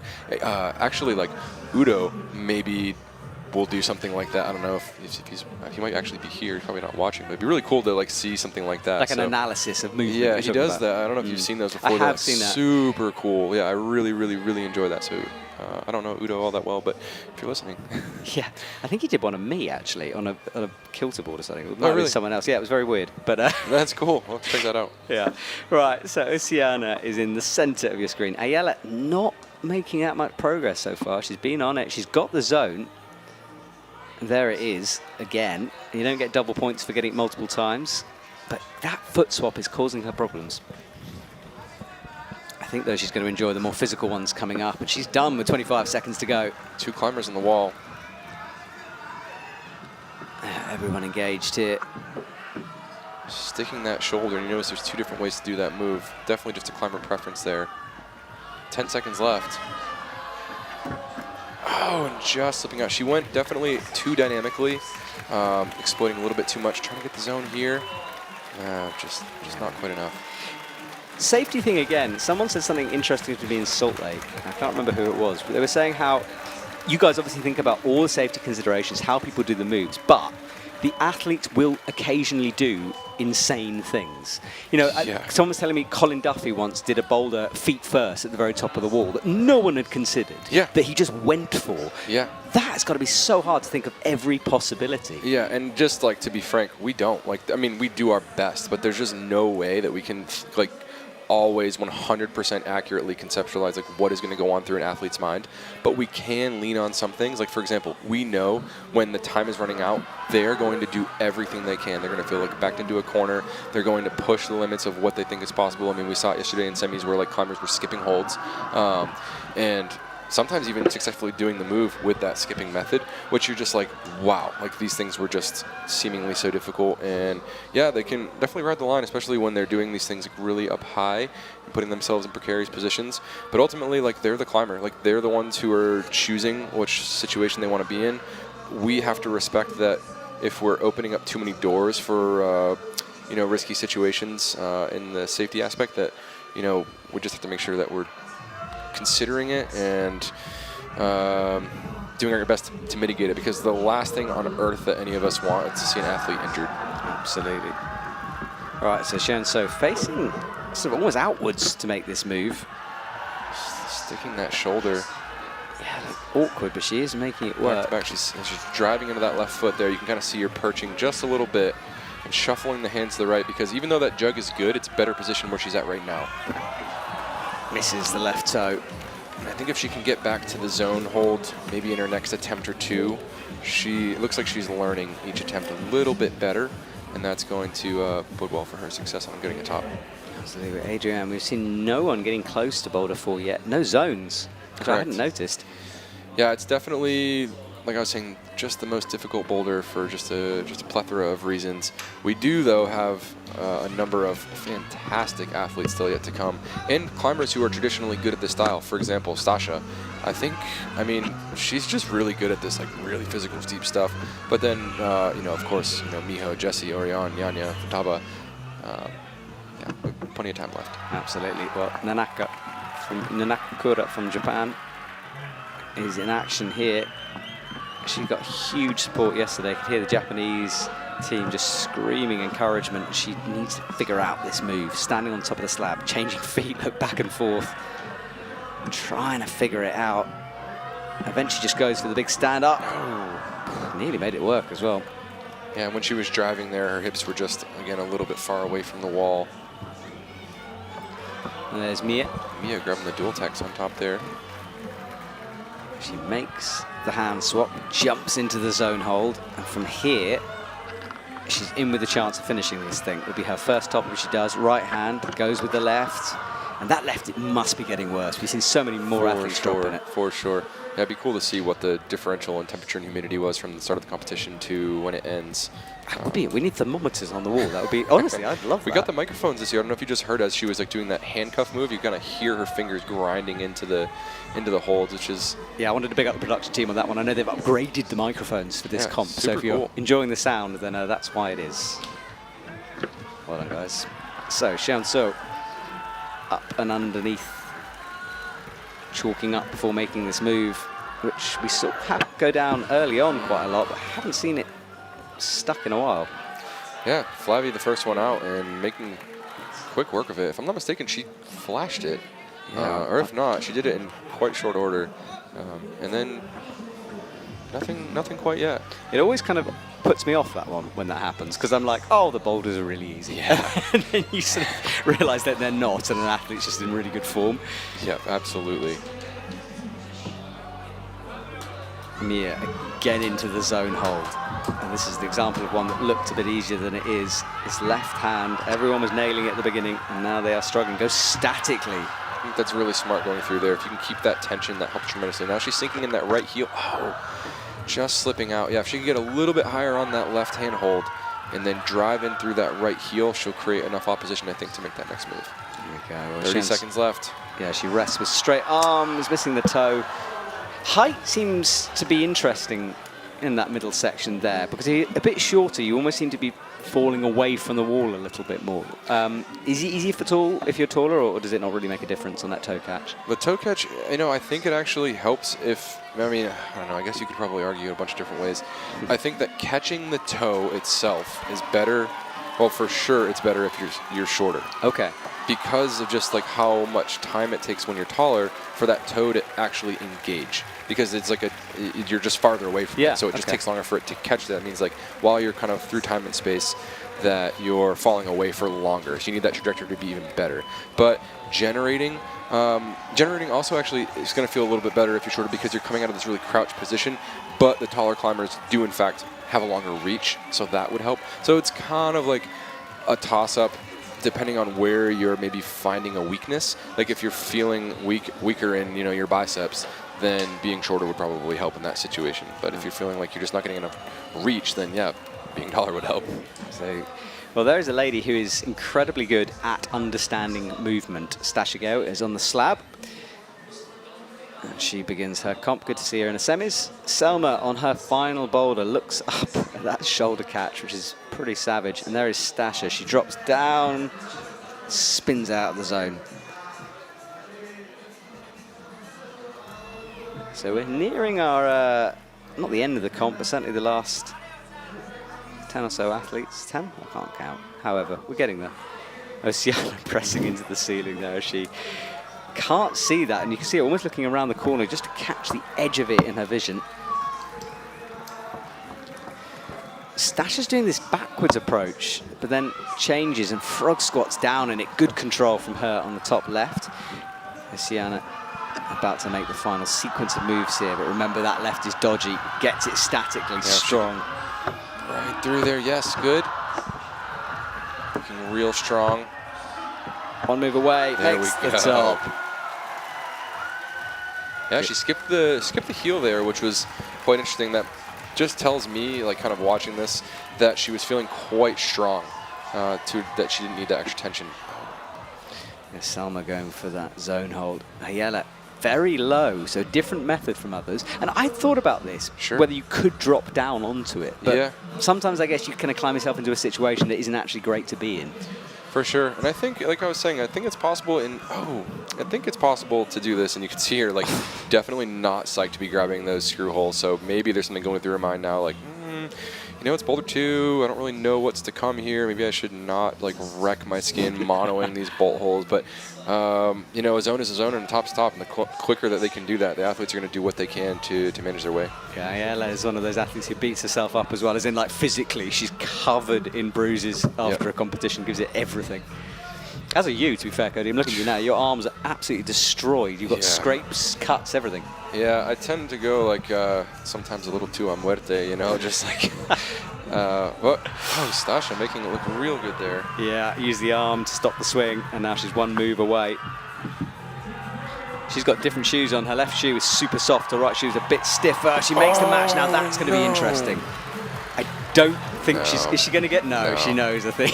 Definitely not. I'm not an official judge, but there wasn't a lot of control there. Maybe for half a second. But, yeah, but you could see her hips kind of just like in her body kind of slowly coming away the whole time. But I think Stasha will be really motivated. And you could see her smiling too. Like she managed that pretty quickly, and I think she feels pretty confident. And I think traditionally she doesn't love slabs, and so if she can climb the slab, especially as like maybe her like weakness right away, and feel pretty good on it, then she mentally is going to be like, okay, I'm ready for what's to come, because she knows this wall. She knows that the rest of this wall is steep because she climbed down it yesterday. Yeah, true. Right? So she knows that she just is like, okay, I get through this slab and time to power on. And I can play. Well, she swapped shoes as well. There she is. So she's got two shoes on now, both a little bit stiffer. So she's obviously changed her mind about the edging needed for this boulder. Stands on the left foot. Now, this is what I thought that method is what I read. Oh, yeah. I mean, she's a bit taller. Maybe she's got that reach. For sure, yep. Right, can she control it this time? Looking better, much better, there and that will count. Stasha, look at her. She is so psyched. I love her passion. Like when she's having a good comp, you know about it. And then, you know, also if she's having not a great comp, you also know about it. But she lets nothing hide. I know, and I've discussed it many times, but I do love it. I really do love it. I appreciate that athletes have to stay in their zone, okay? But selfishly, I love to see them go out of their zone because I want to see some emotion. For sure. Right, Selma is still battling. 30 seconds to go now. Hasn't got the zone on this. She's got 3 zones so far, and she's sitting outside of the top 6 at the moment, so needs something here. And Ayala not having the best start to her comp, just struggling to figure out some sequences. I don't know if she's achieved the zone yet here, Matt. I don't think she has. She's been trying to beta break. She's been trying to figure some things out, and maybe not spending enough time on actually trying the movement as it's intended. That'd just be my guess. Yeah, it's interesting that she hasn't spotted, because there's 2 big white chalk patches now, which you presume they'd see for palm placements. Sophia Yokoyama is on, and what season that lady is having.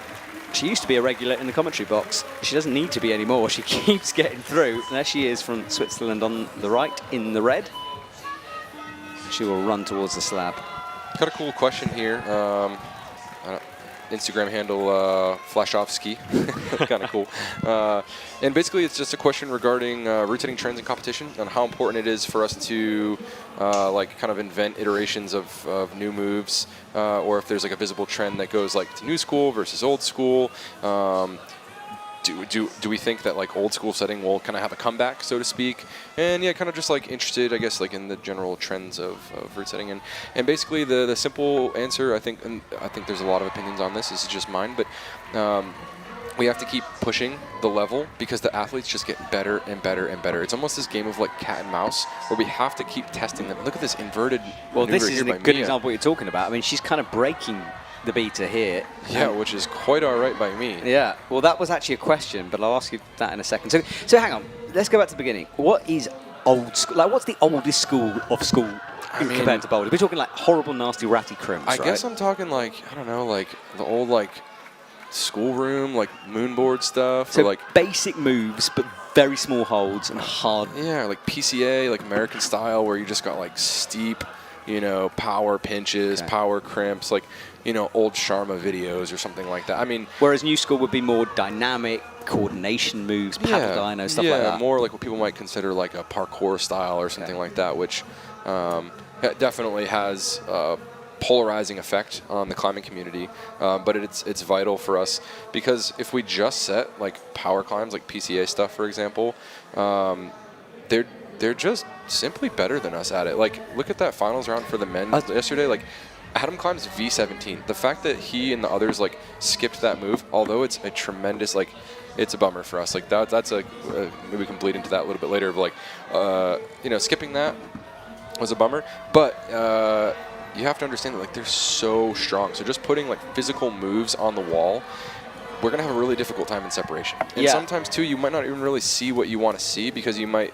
If you just overcook or undercook just a little bit too much, you either have a flash fest or you have no one do anything. Well, look at the final men's boulder in Salt Lake City. You know, that was like a basic hard boulder, and they cruised it. And what happened? Yeah. Right, they cruised it, you know, and that's just the, you know, the game we play sometimes, and you know, we just have to do our best to get better and better. And that's not to say at all that we should get away from old school climbing. It just means that we have to be hyper aware of like all these really little things, kind of in that process. Sophia. Yeah, she tiptoes her way across here. Last move. Yeah, I mean, considering training as well. I mean, you can buy 2 mil edges now to train on. Totally. You know, that wasn't a thing. It didn't used to be a thing. Sure. You know, so the fact that those kind of things exist means you can't just stick a crimp on the wall and expect half the field not to do it. They all know how to do that now. So you Right. have to test them in a different way. Right, and you typically see, you know, like more quote like old school style boulders, particularly in qualies, but we do try to represent them in all the rounds. But sometimes they just like old school boulders can look new school. Like for example, this like women's 4. Like if we look at it, if we really broke it down, like what are the movements that we're doing here? We're doing a cross off a pocket with a toe hook. We're going into double shoulders. There's a toe hook. There's a crimp. There's a side pull. There's like, you know what I mean? But it looks fancy. There's all these like dual text hold, these big volumes, and it's, you know, this competition atmosphere. We're here in Prague. There's, I don't know, 5,000-6,000 people here right now. So like, you're like, oh wow, it's this huge new school environment. But the reality is it's just rock climbing. Yeah. There's a lot to say on this one, actually, but we'll stick with Shan So here as she presses up. Interesting. Haven't seen that much. And then does the jump into I think the that's jug. a nice way to do that boulder. It really just allows you to pause a little bit and readjust. But she's been falling off the top as well on this boulder. Sophia again drops the final sequence. I think that scream is from the audience, not an athlete, don't worry. Shan So up with the left, makes that stick, needs to pogo up, gets it, holds Nice. it. Okay. Could see another top here. See it in her eyes. She wants it, she's got it. That is going to do wonders for her score. She was an 8, it's going to bump her right up the standings. Looks like she was smiling as she was compressing, as she was about to go for it. She's like, I know I'm going to do this thing. Sophia is still fighting from Switzerland as she reaches backwards and down. Needs to flick that left toe around, which she slowly does. We change back to boulder 4. Yeah, you're right about those movements. Like it is just climbing. And you know what's interesting as well is new school. I think for a long time people, the complaint was that you wouldn't see those moves outside. You know, that rock climbing should be rock climbing, indoor climbing should bleed into rock climbing. However, I've seen things. For example, Mejdi came to Chamonix and he put up a boulder that no one had even looked at before Sure. because he jumped the thing. Right. You know, it's kind of cool. So we're seeing these new school, in quotation marks, climbers putting up outdoor boulders in a Right. new school way. Right. For me, that's progression. That's good. So cool, yeah, that new school mentality. But I even challenge this because I used to live in Chattanooga, Tennessee, and it's like a really pure rock climbing culture down there. So, you know, even introducing like those types of setting styles, like the quote new school stuff, tend to have a little bit of pushback because it's like the climbing gym is to train, right? That's to get fit. So then I go outside and do the thing, and yeah, basically, like, I was having a lot of conversations with, you know, folks who've been there for a long time, and, you know, it was nice to actually have, like, an honest, you know, back and forth with them, because we realized that all of these movements that we're seeing, like, within reason, you actually do see outside. Like, you do see paddles outside. You do see, you know, flying toe hooks. You do see, like, these press maneuvers that, like, maybe seem like kind of otherworldly. I mean, one from your neck of the woods, right? Like, is it Elder Statesman? Yes. I mean, come on. That's like a super pure trap line. Outrageous, two toes out like, sideways. And then just like this huge paddle, like on R-rated, you know. Yeah, go and watch the videos of that one. Miho Nanaka is in action on the top left. There she is, chalking up casually on the slab. She's got 1 gold this season, her first gold in 5 years, which is an insane fact, and she is making this look pretty easy right now. Stasha in action again on the more physical Boulder 2. Oceana on the final climb. Miho looking real good, driving that thumb in. There is quite a bit of purchase there. Oh. So nice. She's really happy about that. Yeah, well, we're nearing our top 5. So Miho Nanaka, Jessie Piltz, Oriane Berton, Yanya Gambrit, and Futaba Ito make up our top. And Miho already goes. Stasha, oh, great movement, leaning into that right shoulder press. It's definitely a great way to go about that boulder. Surprising that she fell out of that move right there.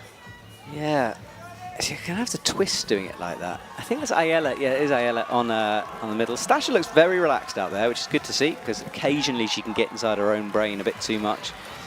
But Ayala is doing well as well. She stands up. That hold she's holding with the left goes on forever backwards. It's the deepest hold I think I've ever looked at in a World Cup wall. It's like an endless tunnel in there. Yeah. And it's funny that, like, it's so good, but actually when you put it at that angle, it's you know, still quite difficult. Yeah, it slopes downwards, doesn't it? Right, Ayala looking good. Doable from here. Oceana sticking the zone for the first time. Oh, will the judges give it to her? Actually, I'm really curious. Yeah, that could be our first zone on 4. Ayala, 1 move away, should have it from here, just needs to keep it together. Drops the left foot down. Oh, she is struggling a little bit, just needs to go for it, commit. It's good. Oh, look at this high heel.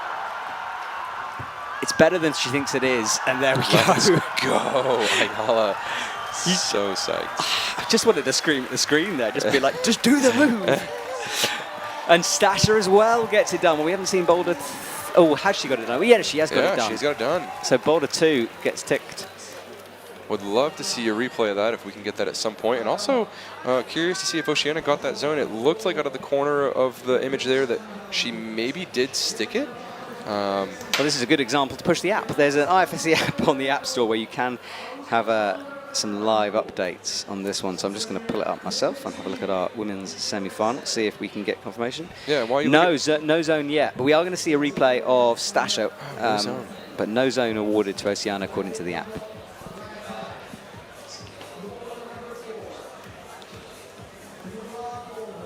Oceana shaking out. Well, this was Stasha's top, leaning in, pressing with the right shoulder. She missed this move previously. Matched it with the left. So much movement going on. Palm down. Then that's the left jib that you can't really see on TV, but it is there, believe us, for the left foot. And watch the toe catch. Makes the jump, locks in the toe. Look at that. She's so psyched. And she should be. I mean, that bowler's only seen with her now, 2 tops. Yeah, she's having fun out there. So, Oceana, once again, she had a long rest, got close, wasn't awarded the zone. As you can see, that box on the right will fill up halfway for a zone. Let's go. She might now, though. That should be a zone. That's a zone. Oceana. Everyone who talks about her just says she's stupidly strong at times, and she's proving it right now. Absolutely. She's got that left undercling. We haven't really seen athletes get here yet. Oh! Just dropping the drive-by. The drive-by, that's great. Is that the, I'm going to steal that. Yeah, that's like actually a funny thing. There's so many words and phrases for like moves, right? Like we see that like outside, but then even like for root setting, we like... Well, was it you who was telling me thumb scrag? No, that wasn't, but I heard you say that somewhere on... Like, yeah, someone in Salt Lake came up to me and was just like, I've never heard that before. I was sitting in my van and I had no idea what you were talking about. Yeah, yeah. Yeah. Is that like a U thing, or is it like a UK thing? No, it's a or? UK thing. Alana calls it a thundercling. And this Yeah. is the basically the end move of women's one. Sure, yeah. But yeah, thumbscrag is a very English trad thing. I thought everyone used it. Thumbscrag. No, I remember hearing that and being like, what on earth? I was actually hanging out with a British guy, and he was like, I don't know if I've ever heard that before. And I was Well, he's wrong. Maybe it is just maybe me. he's listening right Maybe now. it's me Maybe for all these years. It could be. The inventor. I've been wrong before. So Sofia Yokiyama is on women's 2. And Shenso. And it's kind of exciting when we suddenly, and I know you know this boulder is doable, but often in the commentary box, I don't know if it's doable. So it's Sure. always exciting when we see an athlete get close. Yeah, it's unlocked now for sure. Of course, they don't know that out on the stage. They have no idea. Jessie Pilz, so good to see her back in a semi-final. From Austria on the left, there she is. We'll be climbing at her home gym soon as we go to Innsbruck in one comp time after Brixen. Yeah, beta breaks, because there's been a few questions about this. Yeah. So, when it happens, do you like that as a route setter? Is it annoying, or are you just in awe at what they've seen and you haven't?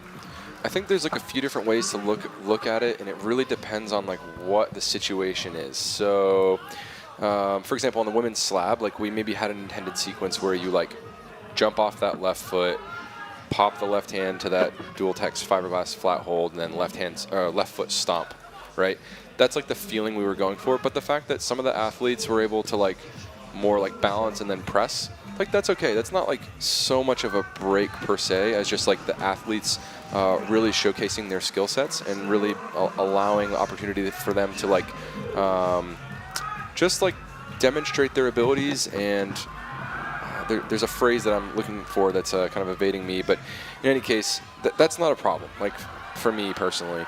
Now, yesterday's men's 4, for me, I mean, to be frank, to be straight, was, You're talking about the heel here, so they shouldn't heel. really have been able to use the heel in the way they did. Yeah, and that for me, all of us were just like, man, that was a bit of a miss on our part. And it's not that we missed it like, oh, we didn't see it, because I'm sure you guys were at home like, oh, it looks like a Well, big it was old heel. half blocked, wasn't it? So you'd obviously seen it. It was half blocked. We like screwed a bunch of dual techs to the backside of like the volume on that Rock City, so you couldn't really get a lot of purchase off the push. And yeah, here we go. Yeah. Another zone. Shenso is making progress. We'll come back to this because it's something I want to talk to you more about, but let's watch this. Really locking into that position. She's small enough too where that looked a little comfortable, where she would actually get a little chalk in. Yeah, like lead climbing this route, but that move is hard. Drop knee falls out. Yeah, so you did lots of, so you saw the heel. You knew it was a possibility, but you thought you'd done enough to prevent it, but the For athletes sure. found a way anyway to make it work. Yeah, and this is actually a nice little dovetail conversation about things that we have been talking about like specific athletes and stuff, because we looked at that, we look at who's in the field, who's climbing in that top 6, and we were like, okay, if anyone's gonna break this, it could be Adam, because he just has this insane amount of flexibility, and through that flexibility and mobility, power. Like he has it in a way that I've just personally never seen, whether that's competition or boulders. We saw it in Munich. We see it at almost every event that he climbs at. He's like gonna do something crazy. So we're like, okay, if he breaks it, like it's not the end of the world. But and Sofia, Yeah, she's into the final move here. Let's watch this. Gets set up for it. Big toe catch required. Huge commitment. She misses complete, and that's an example. Just misses that toe. didn't bring the toe in at all. Yeah. So I mean, anyway, just to finish the thought there, because I know it's like on a lot of folks' mind, and it's I promise you when I say that like no one was more like just disappointed about like that butt bouldering just getting broken 6 times, excuse me, than the receiving team, because we put a lot of work into that. Jessie Pilz. Yeah, she's one move away. No, I think that's very worth saying. It's not like, hang on, let's watch this as she stands up. She's going to try a Miho-style right thumb. Yeah, nothing, to be honest, annoys me more when I see sort of abuse online. And I think there's a danger of that with a lot of comp climbing. I've never met a group of people, climbers as a whole, who are so lovely in real life and so nasty on the internet. But, you guys are not trying to make mistakes here. And yeah, it wasn't maybe a mistake, but they broke the beta. But it's worth everyone knowing that you care a lot about this stuff. Yeah, I mean, this is actually a great time to like, there's this saying that, so Remy is a national IFSC route setter, and him and I have got a chance to work together a lot over the past couple years. And we were working in Munich together for the European Championships, and we were just like having a coffee, sitting for a minute, and I don't know how it came up, but he said this saying in French, and I was like, Remy, I don't know what that means. Like, I don't speak French. and he's like, sometimes the passion is more important than the reason. And I was like, wow, that's beautiful. Like, I need to steal that. And anyways, you know, we are so passionate about what we're doing. Like, we're not doing this because we're getting paid some crazy amount of money, or like, you know, there's any sort of like, you know, world fame Post Malone stuff going on here. Like, you know what I mean? Like, what? Yeah, I know. It's so shocking. Like, we just truly love competition, route setting, and rock climbing. And so we always try to do our best every single time. But also the other side of that is like, it's not an excuse. We made a mistake. We own that. But also we have to have like the memory of a goldfish, right? Because now we have to look at, okay, men's finals is over. Yep, that particular move was a bit of a bummer, but the competition as a whole still went really well, and the results were nice. The crowd was enthusiastic, and now it's time for women's semis. In a similar way to the athletes have to forget mistakes, move on. You guys do too, so you are appreciated. Thank you. Right, Oriane Berton from France, the last member of Team France to be climbing, and she is having a great time generally in her climbing life currently. Got a silver in Salt Lake and in Korea. Look at that. Is that a flash? That is a flash. Wow, Oriane just putting on a show. Look for a second at that lineup of women. So you've got Oriane, you've got Miho Nanaka, you've got Stasha Geho, you've got Ayala Karem. Like, that is a vast range of talent there on that stage. It's incredible. Absolutely. And some may say the best yet to come. Exactly. Well, Futaba and certainly Yanniga Ambre is next. Right, Ayala gets a heel in. She needs to get to the zone and use it, remember. You can't just touch it. That zone hold is particularly bad. It's basically two stacked like flat hold screw-on jibs that are then like overlaid to get a little bit more purchase because one of them alone was just simply not enough. So adding that extra stack there's like a ton of like, you know, kind of like nerdy route setting conversations that happen all the time. Like maybe you follow like these like pages that are like dubbed, I don't know, like fail setting, like, oh, yes, it's like this gross stuff. And you know, I'd say a lot of times those types of things like aren't that cool. You're just maybe kind of like damaging holds, and you could probably to be bold here, you could probably just be a better route setter. Like, you could probably just find a way. Yeah. But that being said, certain situations do require modification. There's just simply no way around it, and knowing how and when to utilize these tools is integral to competition route setting, especially at a high level, especially when you're trying to compel or force certain movements. There we go. So Stasha double hands the jug, goes into the zone, reaches under into the sloper, and she's tall enough to find that left foot, which she does. And now she just needs to keep going here. Oh yeah, she's psyched. This is her move. Look at her smiling. She knows. Yeah, she does know. That's 3 out of 3 for Stasha. Yeah, we're going to see her in finals. Yeah, we are, absolutely. Well, she's having a good day, and it's good to see. She walks to the front of the stage. See, this is the thing with her. Like, I know probably a psychologist or sports psychologist would sit down and be like, look, you have to be more balanced. However, when it works, it really works for her. I want to talk to you about hold, what you were saying, because that toilet bowl thing, you stashed a load of holds in, you screwed them all together. An example of kind of perhaps breaking holds, but important for that boulder. Yeah, absolutely. So you could actually, due to the nature of the way those holds are, let's watch Miho here just style this real quick. So she's been in this position quite a few times before, though, and has missed the toe. And does again. Yeah, so there's yellow holds, there's black holds, all stacked on top of each other and screwed down. Yeah, some people might think like, oh wow, that was just like a waste of resources, especially since like some of those holds, like those 360 holds are just so expensive. But if you don't have those in there, then there's actually a possibility of a cheat, like a beta break. If you grab the left-hand side of that undercling with your right hand, that's A, and then B, you could actually, let's see Ayala here. Just not enough. Kind of cool roll there, though. Good dismount. There's also maybe a little bit of a risk management safety component to where if you're on, once you've achieved the move, which we'll see Miho do right here, and she shuffles her feet across, you could actually cam both feet. Oh, interesting, and then have a potential ankle breaking situation. Yeah, definitely nasty. don't want that. Oh, I'm with you. Okay, well, Miho launches again, slaps it this time. Miho. Good work from her. 40 seconds left. And she is excited, as she should be. She should. Well, we are seeing a bit of a kick up in this semi-final. some of these boulders have proved too much for the midfield. The top 6 or so are really enjoying themselves out there. Ayala, not so much though. Frustration from her. She says goodbye. Good work, and we'll see her back again, but not her day or afternoon.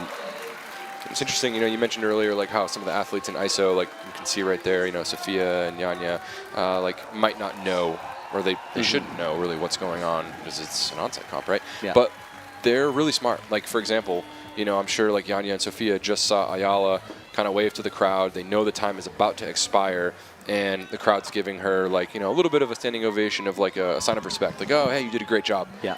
But you didn't do it. Yeah. So they know it's a hard one. So they might know, up. and they know Ayala's strong. Like they know she's very capable of being in finals. So they might be like, interesting note here that I have to prepare for something that's yet to come.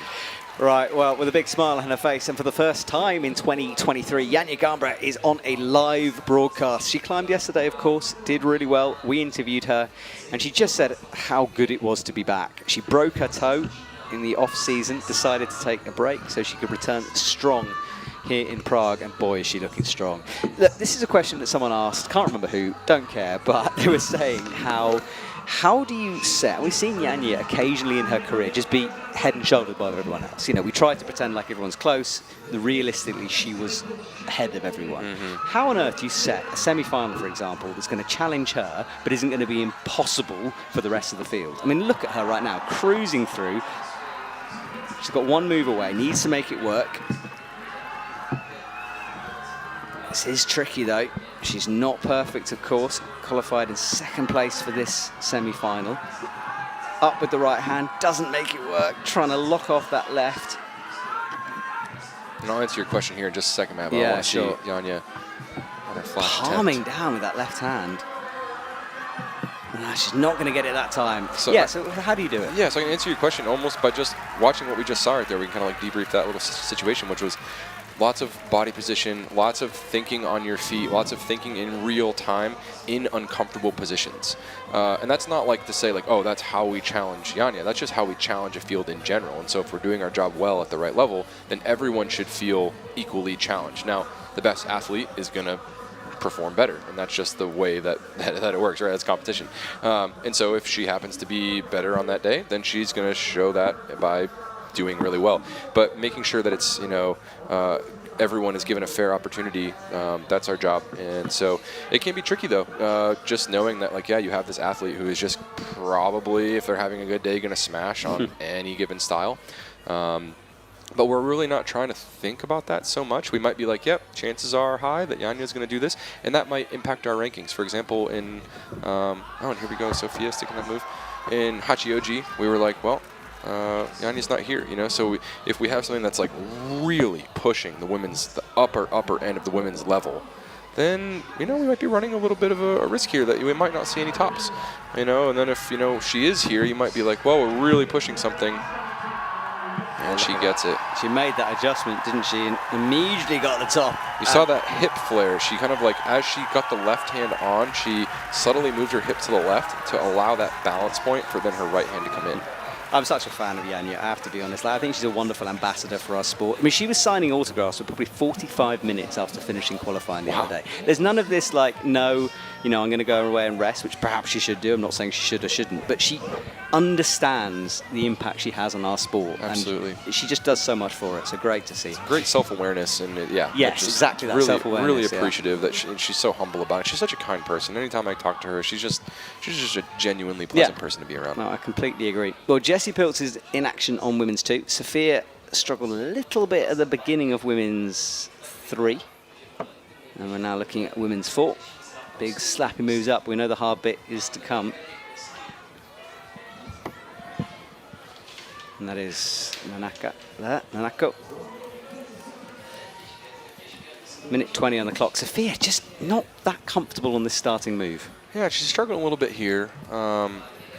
You'd have to let me know this, and I don't know, maybe if you know off the top of your head, I don't know if has she made finals yet this year? No, I don't think she has. Certainly not this year. I will just check that stat for you. Yeah, not to put you on the spot. No, I'm no, curious. it's absolutely fine. It seems like she performs really well in qualifiers, and then for some reason is just having a little bit of difficulty getting out of semis. Yeah, she does. I mean, she's made a big step up. I mean, I said at the beginning, She used to be a regular in the commentary box. I barely see her anymore because Right. she keeps coming through. Right.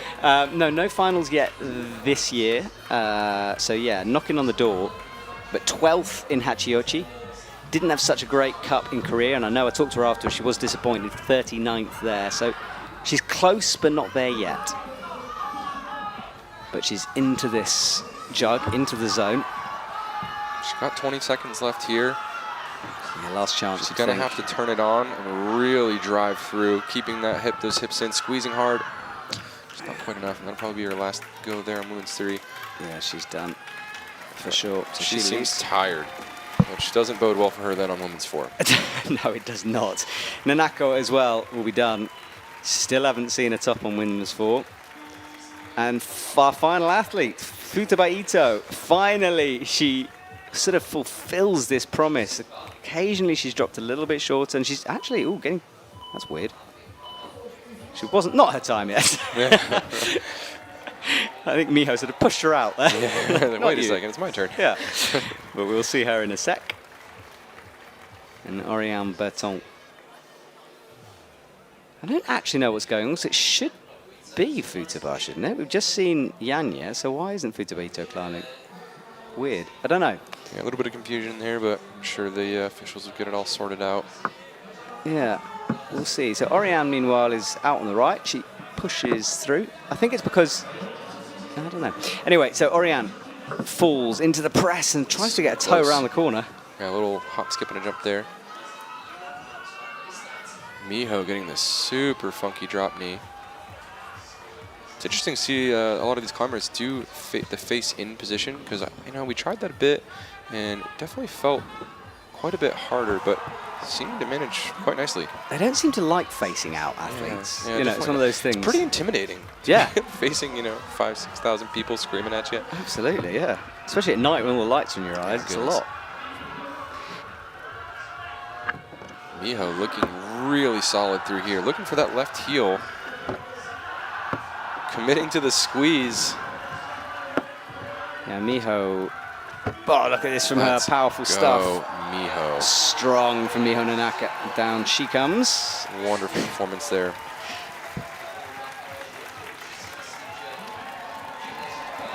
Stasha struggling a little bit. So that is a pocket on the start of women's 4 there, that blue hold. No real reason that it's blue other than the fact that we needed that type of hold. Oh, and Oriane just slipping out. But she's like, yeah, okay, I figured out what I need to do there. Would be pretty surprised if we don't see her on the top of this boulder. She seems to be really good at this type of style, excelling for sure. Yeah, she does. She's someone else who's really improved her headspace and, yeah, looking. Oh, she's working this year. Stasha looking strong. Super strong. Oh, misses the zone. Yeah, I watched Stasha, filmed Stasha, in fact, climbing her hardest ever boulder in Font earlier in the year. Super cool. What boulder was that?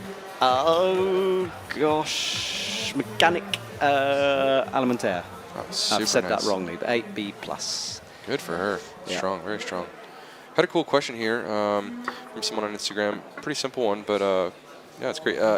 Do we ask athletes who are not competing at a given event to test or climb the problems? Yes, I've heard Yeah. this asked. And there is probably quite an obvious reason why you don't, I would imagine. Yeah, you don't really want to do that. I mean, it's just like, at best, like perceived unfairness. At worst, like actual unfairness, right? Yeah. Because you can't really control like what they do. I mean, we as route setters, we have, let's see here. Oriane, so flowy. A bit like Miho, similar movement to that jump. Locks the toe. Let's go, Oriane. Super nice, and she should be really happy about that moment there.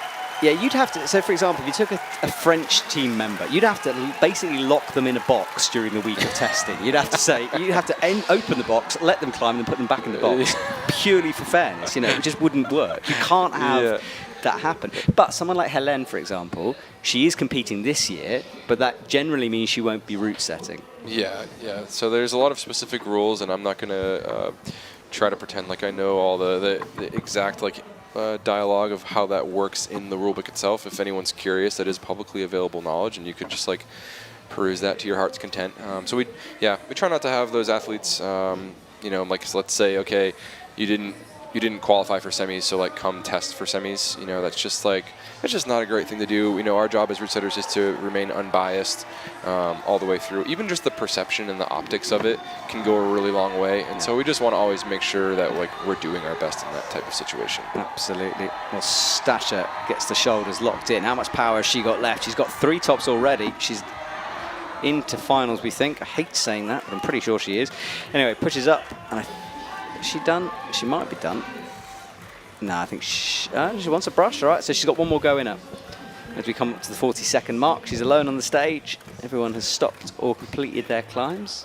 Yeah, it looks like so far you're going to need 3 tops. Will definitely secure you into finals, and then maybe two in some zones could also maybe be at the bubble position. I'm sure we'll see more here on that scoreboard once Stasha wraps up her attempt. 15 seconds. So I've just been told by the I'll say it in a sec actually. Anyway, Stasha locks that off. Yes, so as our time ticks down, the reason that Futaba Ito didn't come out is there was an appeal against Yanya for B1. Okay, I wonder if it was that black tape situation.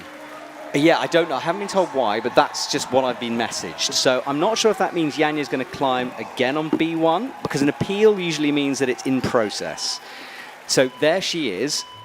She's going to run to women's 2, otherwise Futaba wouldn't be there. But Futaba is on now on women's 1. So we wait to see whether that appeal is successful. And Jessie Piltz, meanwhile, is on women's 3.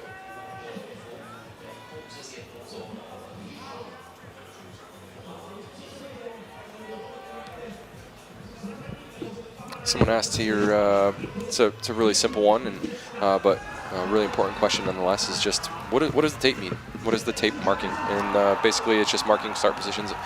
And here, Yanya here, let's see if she'll get the flash. Yeah, she's onto the flash, gone really low on that hold. Gets the toe, the Yanya flick. Matches the top, and she's having a good day as well. With Gets the through, flash. a big fist pump.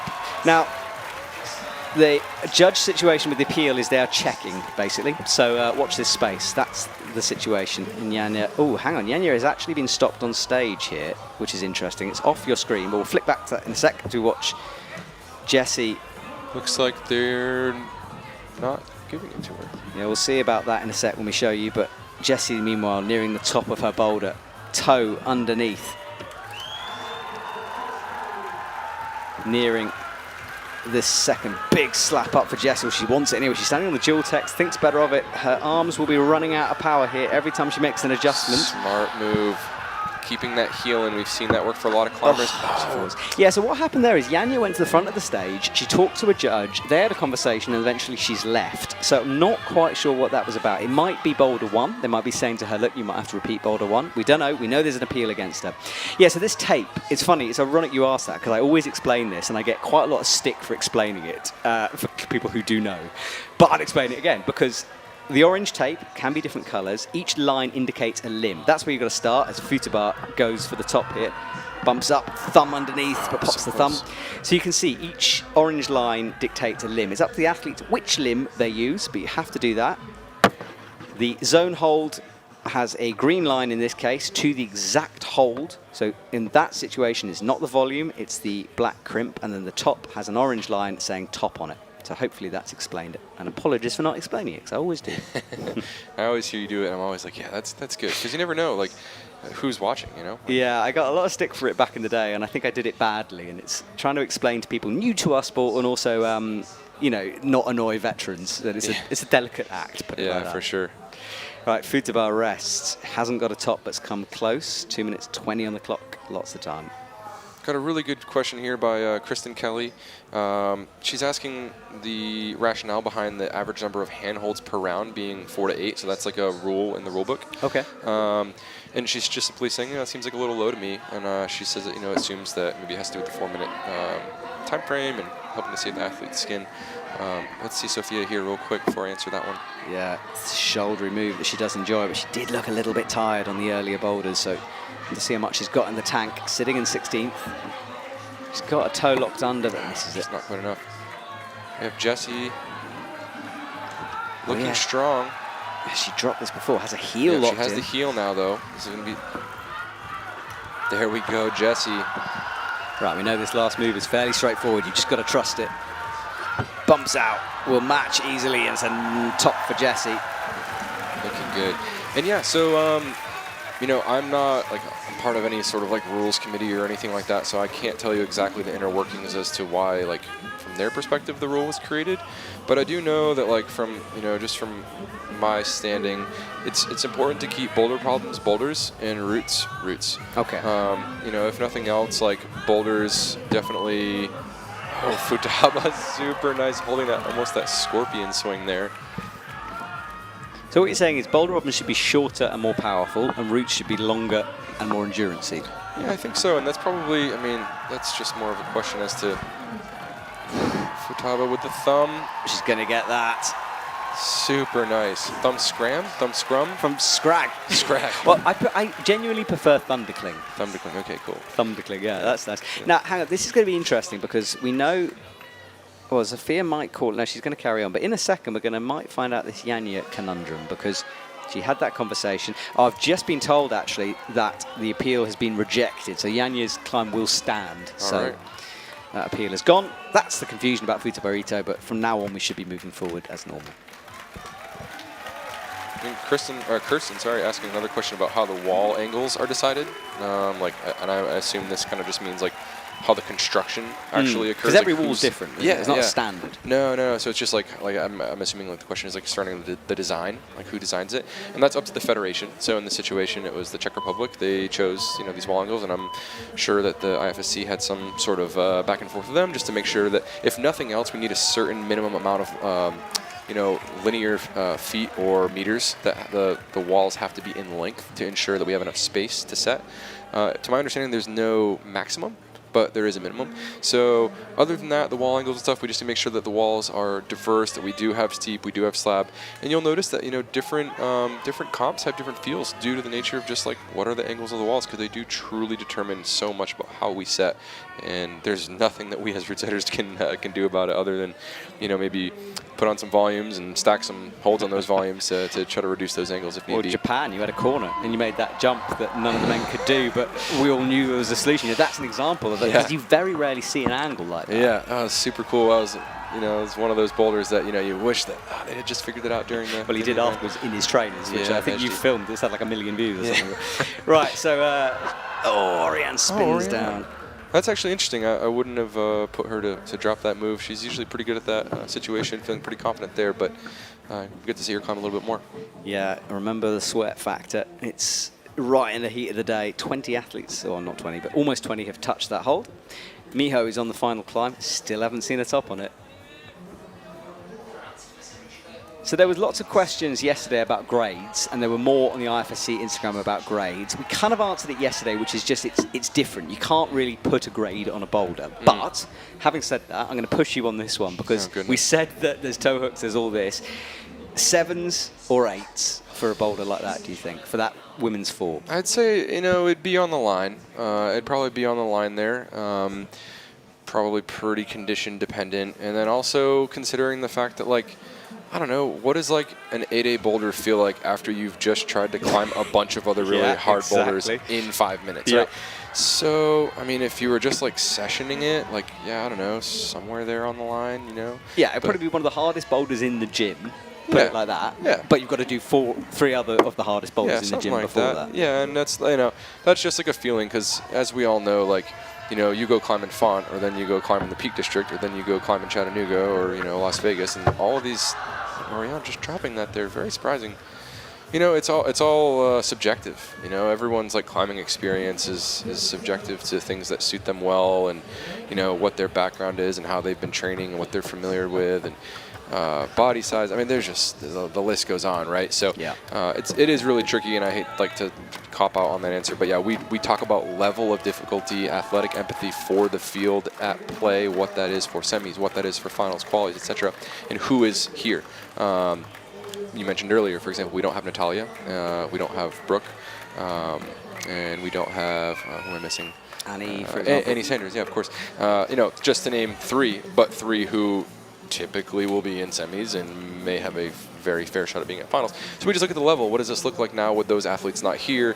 How do we need to prepare the round to ensure the amount of success and preparedness that we've put forth? I think another way of thinking about it, if you want to learn how good these climbers are, look at their outdoor pedigree. And we'll just watch Miho here as she gets that shoulder.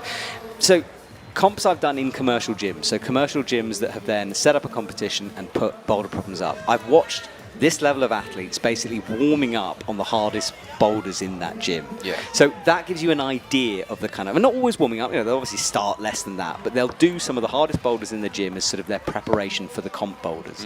So that might give people at home more of an idea of the level, perhaps. For sure. Right, Oriane up to the sloper. Oh, what is she doing there? Is that heel she's got It's in? like a backwards heel, yeah. Super, super cool. French style. Yeah. But it's not working out. It's really surprising because, we've definitely seen people fall from there, but it is like a fairly straightforward compression, and you just drive through and grab the hold. I wonder if she's, I don't know, having a little bit difficulty with the commitment of it, maybe unsure of what that last hold might feel like. Who knows? She might also be struggling with something, from a previous round, like from college. Maybe she's nursing a left arm situation. There's really no telling, because that is a little bit surprising. Yeah, she's looking a bit confused out there. And the fact she started doing wild things with Oriane does tend to indicate that she's starting to come to the end. But she's going to go again with 25 seconds to go. Miho, on the other hand, calls it a day. So Oriane again launches. Miho Nanaka's up there in second place, so she will be in finals. Oriane latches. She's got 15 seconds. Whatever method she used, she's going to have to commit to this. Flicks the hand, does this weird back, I don't know even what to call that, back hang heel style thing, drop knee, who knows, but it doesn't work. 4 seconds to go, and she is done. But still within the top 4 for Oriane Berton, having climbed the first 2 pretty quickly. Packed audience here, really standing room only. Really good to see. And there's Futaba and Janja and Jessie Pills, 3 legends all together. So Jessie will finish things off on 4. Janja's on 3. She's yet to drop a boulder. The appeal, just want to reiterate, has been rejected. There was something about boulder 1 someone didn't like, but that's been rejected. Futaba trying to eye up this last move. She's shaking her hands to dry the liquid chalk that's on her hands. And here we go again from Janja.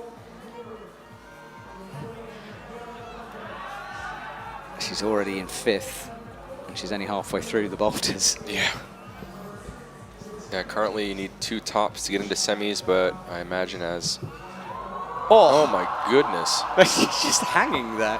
That couldn't have felt good on her shoulder. No, it can't. She definitely took a moment to compose herself, but she comes out very dynamically, Janja-esque style, up with the right. A flick to get the left. That's ridiculous. Styling. That's ridiculous. Into the top. She made, look, we saw Oriane fall off that. We know it's slippy. She grabbed it with the left and then dynoed into the right mid-movement. Yeah, she's feeling good right now, that's for sure. And this is really cool because, it sets us up for an opportunity here for Boulder 4 to possibly see a top. Now Janja has 9 minutes to rest. Yeah. That's a lot of time. That's a lot of time. When everyone else has maybe only had, 5 or 6, maybe 7. Up to this point. So she's been doing the boulders fast. She's going to be feeling really fresh. We know this boulder is really hard. Let's see a replay here. Yeah, she had a drop knee in, let backwards. This was the arm catch, arms flicking, and then I love this moment. She's just like, okay. Right, I'm here now. Reset. All right, I've got a question for you then, Cody. Yeah, please. Considering how good Janja's looking, and I also don't want to... Janja can be beaten in the final, of course. Absolutely. We've got the best athletes in the world. There is Absolutely. no way of giving. But with all of them, considering the standard of the top 6 or so we've seen, will you, as a team now, go away and tweak the final boulders? Will you go, hang on a sec, someone's on form? Do you adjust between the rounds? We adjust between every round. No matter if Janja's here or not. It just has to be done. We have to overlay. Oh, let's go here. Jessie with a zone. Really hard to achieve zone, as we've seen here so far. She can get that left foot up. She'll have a bit of a rest here as well. Very strong in this style. She is pulling hard. This left hand is pretty good. If she can find this back step or some sort of drop knee for the drive-by, she'll be in a really good spot. We've yet to see this boulder climbed. We've hardly seen a zone on it. Jessie has achieved that. Can she finish things off? The right match. This is for sure a high point. Oh, she's one move away. Jessie Pills finding some old school magic, but she's running out of steam. Oh my goodness! And she was all over that hold. You kind of see at the last second, she just was kind of running out of steam, almost squinting her eyes to try to see that black on black hold. And I know it'll be a question like, oh, was it black on black so you could try to trick them and hide the hold? No. It was just the hold that needed to be there. We're not trying to like trick the climbers by like hiding things or something like that. That's good to know. Yeah. So yeah, you will. There's always adjustments that are made. So you look at it, you go, oh, okay, people might be in form, or the conditions might be this, and then you make changes. Yeah. There will for sure be modifications to the final round because, like I was saying before, like these finals boulders were set and climbed on last Sunday, Monday, and so we need to like put these things back up on the wall, see how did these climbers perform in qualies and semis, what are the conditions looking like, how did the athletes not only like what are the results showing, but like what was their performance in relation to the results, and then with those kind of like prognostics and that information, that'll help us make more educated decisions and try to get the best round possible coming up here for finals. Fascinating stuff. Thank you, Cody. In the commentary box with me, my name's Matt Groom, and we're watching the final couple of climbs of this afternoon's entertainment. Coming up to 2 p.m. 7 o'clock is the women's finals. Do remember, set your alarms an hour earlier than the men's. Futaba locks it in and gets the top. And that will jump her up the rankings with 50 seconds to go. Jessie, meanwhile, on the right, has been resting all this time. And now with 45 seconds, she's going to give this one last go. Now, if I'm not mistaken, let's see here. Let's see. Jessie needs this top to get in a chance to finals. I just don't know if it's going to happen. I don't know if she's going to go again. She is going to go. No, she isn't. So that's it for Jessie. She leaves with a big clap from the crowd and, yeah, out of the finals. Unfortunate for her, but good to see her back in a semi-final. Absolutely. She should be really proud about even just getting the zone in that last boulder. I mean, just, it's been really putting up a wall and for all these athletes so far. Well, this is our top 6. Janja already leading the way. One boulder to go. Flavie Cohort came out first, is qualified into the finals. Miho Nanaka, Stasha Geho, Oriane Berton, and Futaba Ito make up our top 6. And it looks like here, basically, this will be your finalist. This will be your final ranking. Now, I don't think there's really any possibility here of anyone flip-flopping around with Oriane, Futaba, and Janja still left to climb, but already qualified for the final round. Yeah, so this is it. We're just watching sort of their form at this point. Yeah, and then this is where people might be like, oh, well, okay, whatever, I'll just come and check finals out. But I encourage you not to tune out quite yet, because this performance, A, you have this boulder problem here that has not been topped, but B, it will really show you the form of the performance level of these top athletes. It should be really exciting to see. And also the positioning of it. I mean, it does make a difference. Coming out last, although there's a lot of pressure, you kind of know where you're at. Absolutely. Because you've heard the audience screaming or not screaming. So, getting that first position into the finals, number one, there's a sort of a bragging rights. There's a confidence boost you get from that, but you kind of know what's going on. And if you're an athlete who likes that, that could be an advantage. And that's a good mental aspect of it, as a more like I guess physical or like realistic.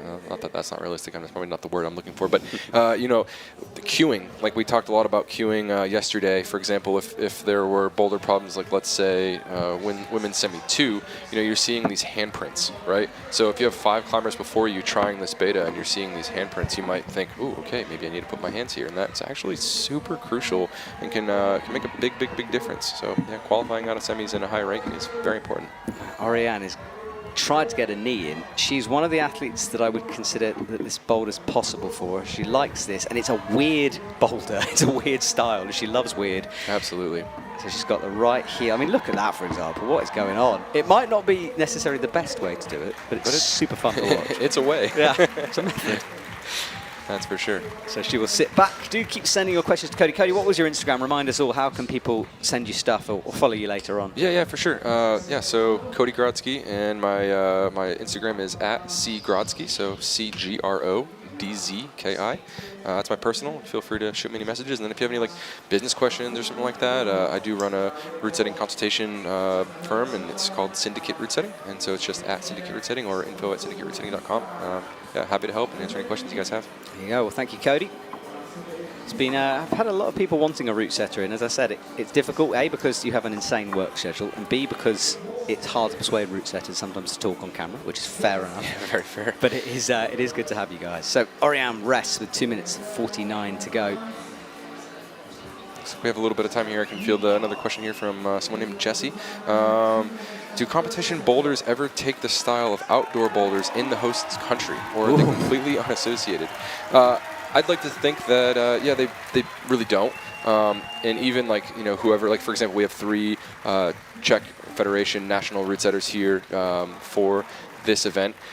There's no favoritism. There's no like situation where we're like, oh yeah, because we're in Prague, like we're gonna do like more Czech things or something like that. That's just not our role. It's to set a diverse field of play, a diverse run of competition, and that's where the diversity comes into our route setting team, making sure that we're showcasing all of those styles. So yeah, great question, but yeah, no, it's not really. We're not really trying to replicate anything like that. I've got an idea for a future comp though, but I'll reveal that in a second. Oriane is kind of breaking the beta here, which is interesting. So she's going feet first, but the problem is it takes her a long time, and it might be better if she just went for the jump, because it's still physical and she's still falling off it. Yeah, do you think we should have a Masters event where we take a famous outdoor bowler, recreate it in plastic? So I'm thinking like Off the Wagon, Action Direct perhaps, and we set them all up. Man, I mean, that'd be great, mate. I guess, yeah, why not, right? IFSC, if you're listening, there you go, that's the future for you. I do copyright it though. I expect royalties. Right, so Oriane will rest with a minute to go. Yeah, I think she's sort of climbed herself into a position here where she needs to change her mind, but she might not have time to do it, because it isn't really working out that feet first way. She's got time. We saw, I think it was Miho and Jessie rested right up until 46 seconds or so on the clock. And Oriane's going to do the same. So 3 lines, you can see that's where she has to start. So is that on the volume or is that on the pocket, those lines? Yeah, so it's on the volume, so they can grab any part of that volume. Okay, so any part of it, as long as there's 3 limbs on it. So it can be the pocket, so she's got one hand on the pocket, one on the red. And then you just saw her like establish a stable position, tap the foot, and then move onwards. She is going feet first. She's only got 18 seconds, and she hasn't got the zone, and she has run out of steam. So Oriane is done, but she's in 5th. She's in the finals. Good work from her. So she will go away and rest, and she has got a bit of time to do so. Next up, Futaba and Yanya will come out. They're waiting in the wings. Yanya just looks like she's having so much fun. Yeah. This is her place, right? I mean, this is where she wants to be. She wants to be competing in front of big crowds, and I'm sure that, you know, being unable to do that due to her injury at the beginning of the season was just like killing her, you know. I'm sure she just wanted nothing more to be out there with her, you know, her friends and fellow athletes and, you know, amongst the fans and just, you know, traveling to these, you know, beautiful countries and just climbing on just really hard boulders. Well, especially considering she missed the season last year deliberately, the boulder season. She did the first one and then went away. So she hasn't really competed in a straight boulder World Cup in a while. So it's good to see her. We're going to see a top. I think, you know, here's a fair chance. Yeah, stands on the dual text. Look how just in the shoulder she is. They're just such control. 3 fingers. Big reaction from the crowd here as she nears the top of this boulder. So far, so cruisy. Reaches through, powerful. This is where Jessie fell, this last move. She's not going to drop this. No, I don't think she is she? Oh, she is. There we go. We cursed it. Actually, almost fell off the mats as well. And she wants a brush on that. So, very difficult. She did. We did really curse her there because she's actually right on the front of the stage. She's holding her right shoulder. I think she's okay. But I don't think she expected to drop that. Goodness, yeah, she looked so controlled through all of those positioning. Just making all those movements look really casual, lots of tension, driving through the right positions, through her feet, through her hands, compressing. Was doing everything right, and I think, you know, just having to commit at that height after, you know, even for Yanya, you're getting tired. It doesn't. There's no way around it. No. You're performing at this exceptionally high level. You're on your last boulder problem. Mistakes happen. Yeah, and it's a very hard boulder as well. Like, we can't expect her to cruise it. It just looked like she was. Absolutely. That's not our fault if she looks that good.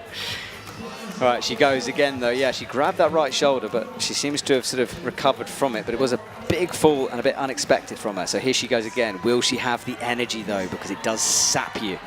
Gets the right. They're definitely struggling a little bit more, but can she fight through it? She's already in first place. Doesn't really need to, but she wants to finish this. This is the move. Absolutely. Come on, Janja. Blind stuff. She's looking a bit tired, but she gets it this time and has a cheeky look back at the crowd before matching. What was the problem? Janja Garnbret does 4 out of 4. She'll qualify in first. And she will definitely enjoy that as she walks. The crowd is going nuts. Yeah, there's a sign. What does it say? Janja something. But we still have Futaba on, and she is climbing this beautifully so far. She's in 6th, does the double slap and falls. We've got 2 minutes 15 to go. Now, there will likely be a break here because we had a delay with the appeal. Futaba obviously can't go straight on to women's 4, so I think we'll have 5 minutes break. So, Cody, good chance for you to look at some questions and we can hopefully answer some of them. Yeah, for sure. I mean, I think you sent me over a little list. Is there anything there for you particularly that stood out? Yeah, I've been asking you a couple from that list, the ones that certainly stand out for me. Someone just says you're the best. I presume they're talking about you. It's not really a question. No, definitely talking about you, man. You've been doing this for a long time. Just boosting your ego there. That's a good question, which I'll ask you, which is, what's the process of becoming a certified IFSC route setter? But hold that thought for our 5-minute break. Yes. But that's what I'd like to know. So if let's say I'm in my local gym, I'm a good climber, I've got the ability, I'm interested in setting, how do you take that from that to this kind of level? So you think about that one, and we'll watch the clock tick down. Futaba climbed that well, but again, that double clutch thing wasn't really working for it. For sure, for sure. But we saw Janja do it that way, which just, I mean, that's why it's so important to watch the events and not just simply look at the results, because they're not everything. They're only a portion of really what the full show is and the performance of these athletes. Right, so she's got a minute on the clock. Maybe one last go. Sitting in 6th, so she is in. Swings out. And now up to the sloper. How bad is this feeling after 19 athletes have gone through it? Looks out left. She's just going to ignore that foot. She did look at it. Oh, misses goodness. the swing. Yeah, she's just not reading it in the way maybe that is the best suited for her, which is just a struggle with, you know, climbing in an on-site competition. You know, if she could watch just one other person climb this boulder, for sure she would manage this, like, without... Yeah, if you're with a group of mates in the gym, you'd all figure it out and yeah. She's only got 15 seconds. She's going to have to move it up to the zone once more. Will she use that left foot? She does this time. Stands on top of it. That will make this easier. Now gets inside it. Only 3 seconds. It's not going to be enough time. All right, so Cody, go on and answer that question. How do you go from wanting to do it to doing it? Well, the cop-out answer is that every federation is different. And so I have no clue what it looks like for every federation. I know for the U.S., we have a very structured route setting certification program. So I can speak a little bit to that. I'm very familiar with the way that we do things there. We basically have a route setting committee. We have a route setting certification program. Basically, there's 5 levels. At more or less at each level, there's endorsements based on discipline, whether that's boulder or lead. And simply enough, as you move up through the certification levels, basically USA Climbing is saying, hey, Matt, you are now certified to do this thing at this level, whether that be an apprentice, an assistant, a national chief, and so on. And so the first 2 levels are actual courses that you take. Level 1 is a 2-day course, level 2 is a 3-day course, and they go through boulder and for routes. And then after that, they're all experiential based. They're actually events that you might have an internship at, you work with a chief, and so on and so forth. And then after that, it's just lots and lots and lots of competitions, gaining that experience, having good recommendations and references, and then working your way up through the system. Level 5, you're actually a certified national chief route setter, and then you're allowed to pursue international certification.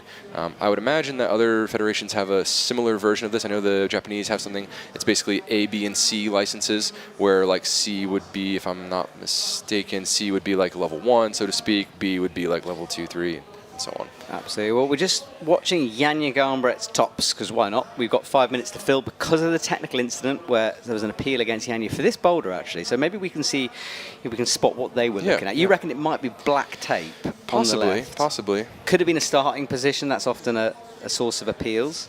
I mean, look, she didn't... The appeal was rejected, so we're not going to see anything because there isn't anything to see. So it's a bit of a silly exercise, this. Perhaps I'll be quiet. I didn't see anything anyway, but that was boulder 1. where there was the appeal. That's what's caused this little delay we're having here. And yeah, didn't know where to go. Then walked around in a circle. That was Boulder 1. Boulder 2, the toe catch. She did this pretty quickly. Might have flashed it. I believe she did. Yeah, I believe she flashed this boulder. Into the toilet bowl that's been blocked inside, as we discussed earlier. The zones there, grabbed it with the right hand, feet instinctively kicking out to the right, and slightly different, matched, really low where that zone is. Styling. It's just so nice. Like, imagine how many times you've got to practice moves like that to get that instinctually first go. A lot. It's crazy, isn't it? A lot of times, that's for sure. That's for sure, Matt. And then finally, this boulder, the launch underneath. Awkward starting position, as you can see. Her right foot is on a jib there. Have to bring the left up. Super flexible to drop that knee down. And she got herself in position. And watch this one-handed catch. Look at her. I mean, my shoulders are screaming, but she's okay. And then she bumped up to the zone, as you can see. And then watch this move in a minute, because she got the right hand, got the left hand in, look, jumped, and in midair decides just to jump again. Somehow her skin is different from everyone else's. She makes it work, and an easy top. And that's the story of Boulder 3. And Boulder 4, well, she's the only one to have done it yet. And that was up next as she drops back down. Look at that celebration from Janja. So exciting. And this was Boulder 4. It took her 2 goes. Remember, no one else has got that close. Jessie almost got the last hold. She's the only one. Janja got the right foot hit in, bumped up to the crimp, and then from then on it was just a cruise fest. In with that left. Any more questions coming through, Cody, that particularly inspire you? No, there's just like, I can't even keep up. You're going to have to be sitting at night. I mean, forget sleep. I know, yeah. I feel like, yeah. I'll have to figure out a way to like answer all these. Yeah, let's see here. Maybe I'll take some from the IFSC page and maybe. Yeah, have a look at that. I think you guys circled a couple here. Yeah. As we watch Janja on the top, she eyed this up. Need to be precise, quite blind. First time she dropped it. Second she didn't. She's smiling before she even matches it. Knows that she's got it in the bag, and that's 4 out of 4. There we go. Got a nice question here. It's like pretty cool one. If the problem is too hard for any of you, I'm guessing the route setting team, do you still leave it for the climbers to try? And there's like, depending, I think, on the situation, you may see this occur sometimes, but typically speaking, like, someone's doing the move. You know, ideally, multiple people are doing the move and being able to have a conversation about like what makes it the way that it is, and then really hone in on the level. And that's why it's so important to have this diverse crew skill sets on this crew. So, you know, you might have some specialists on the crew who are really good at squeezing, or who are really good at jumps or slab or like funky thing, you know, whatever that may be. And that's really important, because when you're setting at these high levels, you know, it's really nice to have someone who you can be like, hey, so-and-so, like, hop in here. Can you try this thing real quick and give me your opinion on it? Yeah, so if no one in the team does a move, it might be impossible. Whereas if someone gets closer, if someone's like, at least looks like they could do the move, you might be like, you know what, we'll keep it. Maybe. It would really depend on the, like, who is on the team and also, like, what is occurring. But, like, if we're not able to, like, do a move in isolation, then, like, what's the likelihood that one of these athletes who's, like, climbing in a round through the boulder problem is able to do it, right? Like, it'd kind of be a big ask. Yeah, absolutely. And that's a good way of explaining it. Well, Futaba's already in. We know this boulder's possible, but is she in that kind of form? She gets the right toe in. Certainly looking confident so far, but this is where things really ramp up. This zone crimp looking good, though. Locks it off as well. She's looking strong on the shoulder, getting a little bit of a brush off of her hand, maybe showing that those holds are getting a little more slippery. Yeah, she keeps wiping her hand. Out with the right, though, is slipping, isn't it? Rotating through, driving through that right foot. Oh, she's going to make it work, though, if she can match. Yes, she does. And we have a flash, Futaba. So that's actually better than Janja Garnbret, and that is why you need to watch tonight's finals. It is not guaranteed that anyone will win anything. We've seen it happen so many times, haven't we? Well, Cody, what a semi-final, and I feel like I've just been educated on route setting for the last couple of hours. So it's been an absolute pleasure. Thank you so much for taking the time. And I know, listen, you went to bed, 3, 4 in the morning. You do that regularly. You come in here and you've commented twice in a row. So thank you for taking the time. Absolutely. I do really appreciate it. Let's, before we go, have a look at the results in a sec, because that's a good look of our stadium there. And that's the rather beautiful castle that's on the right-hand side, which you can see in the skyline, lit up at night as well. I keep talking about it, actually, and someone said, well, we can't actually see it. So there it is. There it is.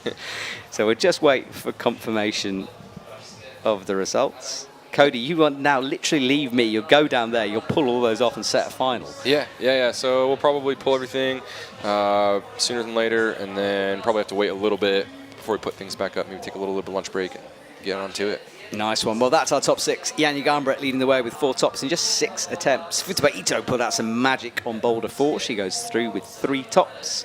Flavie Kohort climbed first, qualified in last place, and yet she's 3rd in this final. Another surprise in this. Miho Nanaka 4th. She could be one going for gold as well. Stashigeo makes another final. It's been a while for her. And Oriane Berton makes up our final 6. Big up to Oceana McKenzie as well, 7th. Great score from her. Absolutely. So close to getting in. And Shianso, Jessie Pilz, Julia Kruder as we lead down the list. Interesting that 3 through 6 did not get zone, and then all from 7 through 10 or 9 got the zone on Boulder 4. It was a really interesting way that worked out, and I wonder why that was. Yeah, just maybe a step up in quality. I do not know, but yeah, everyone struggled initially.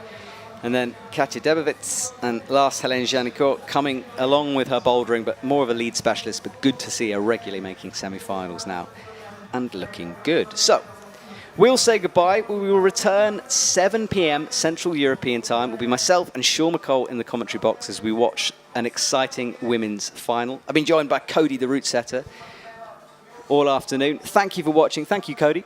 Thank you, Matt. Thank you for having me. We'll see you soon, everyone. Have a great afternoon. We'll return for more IFSC action.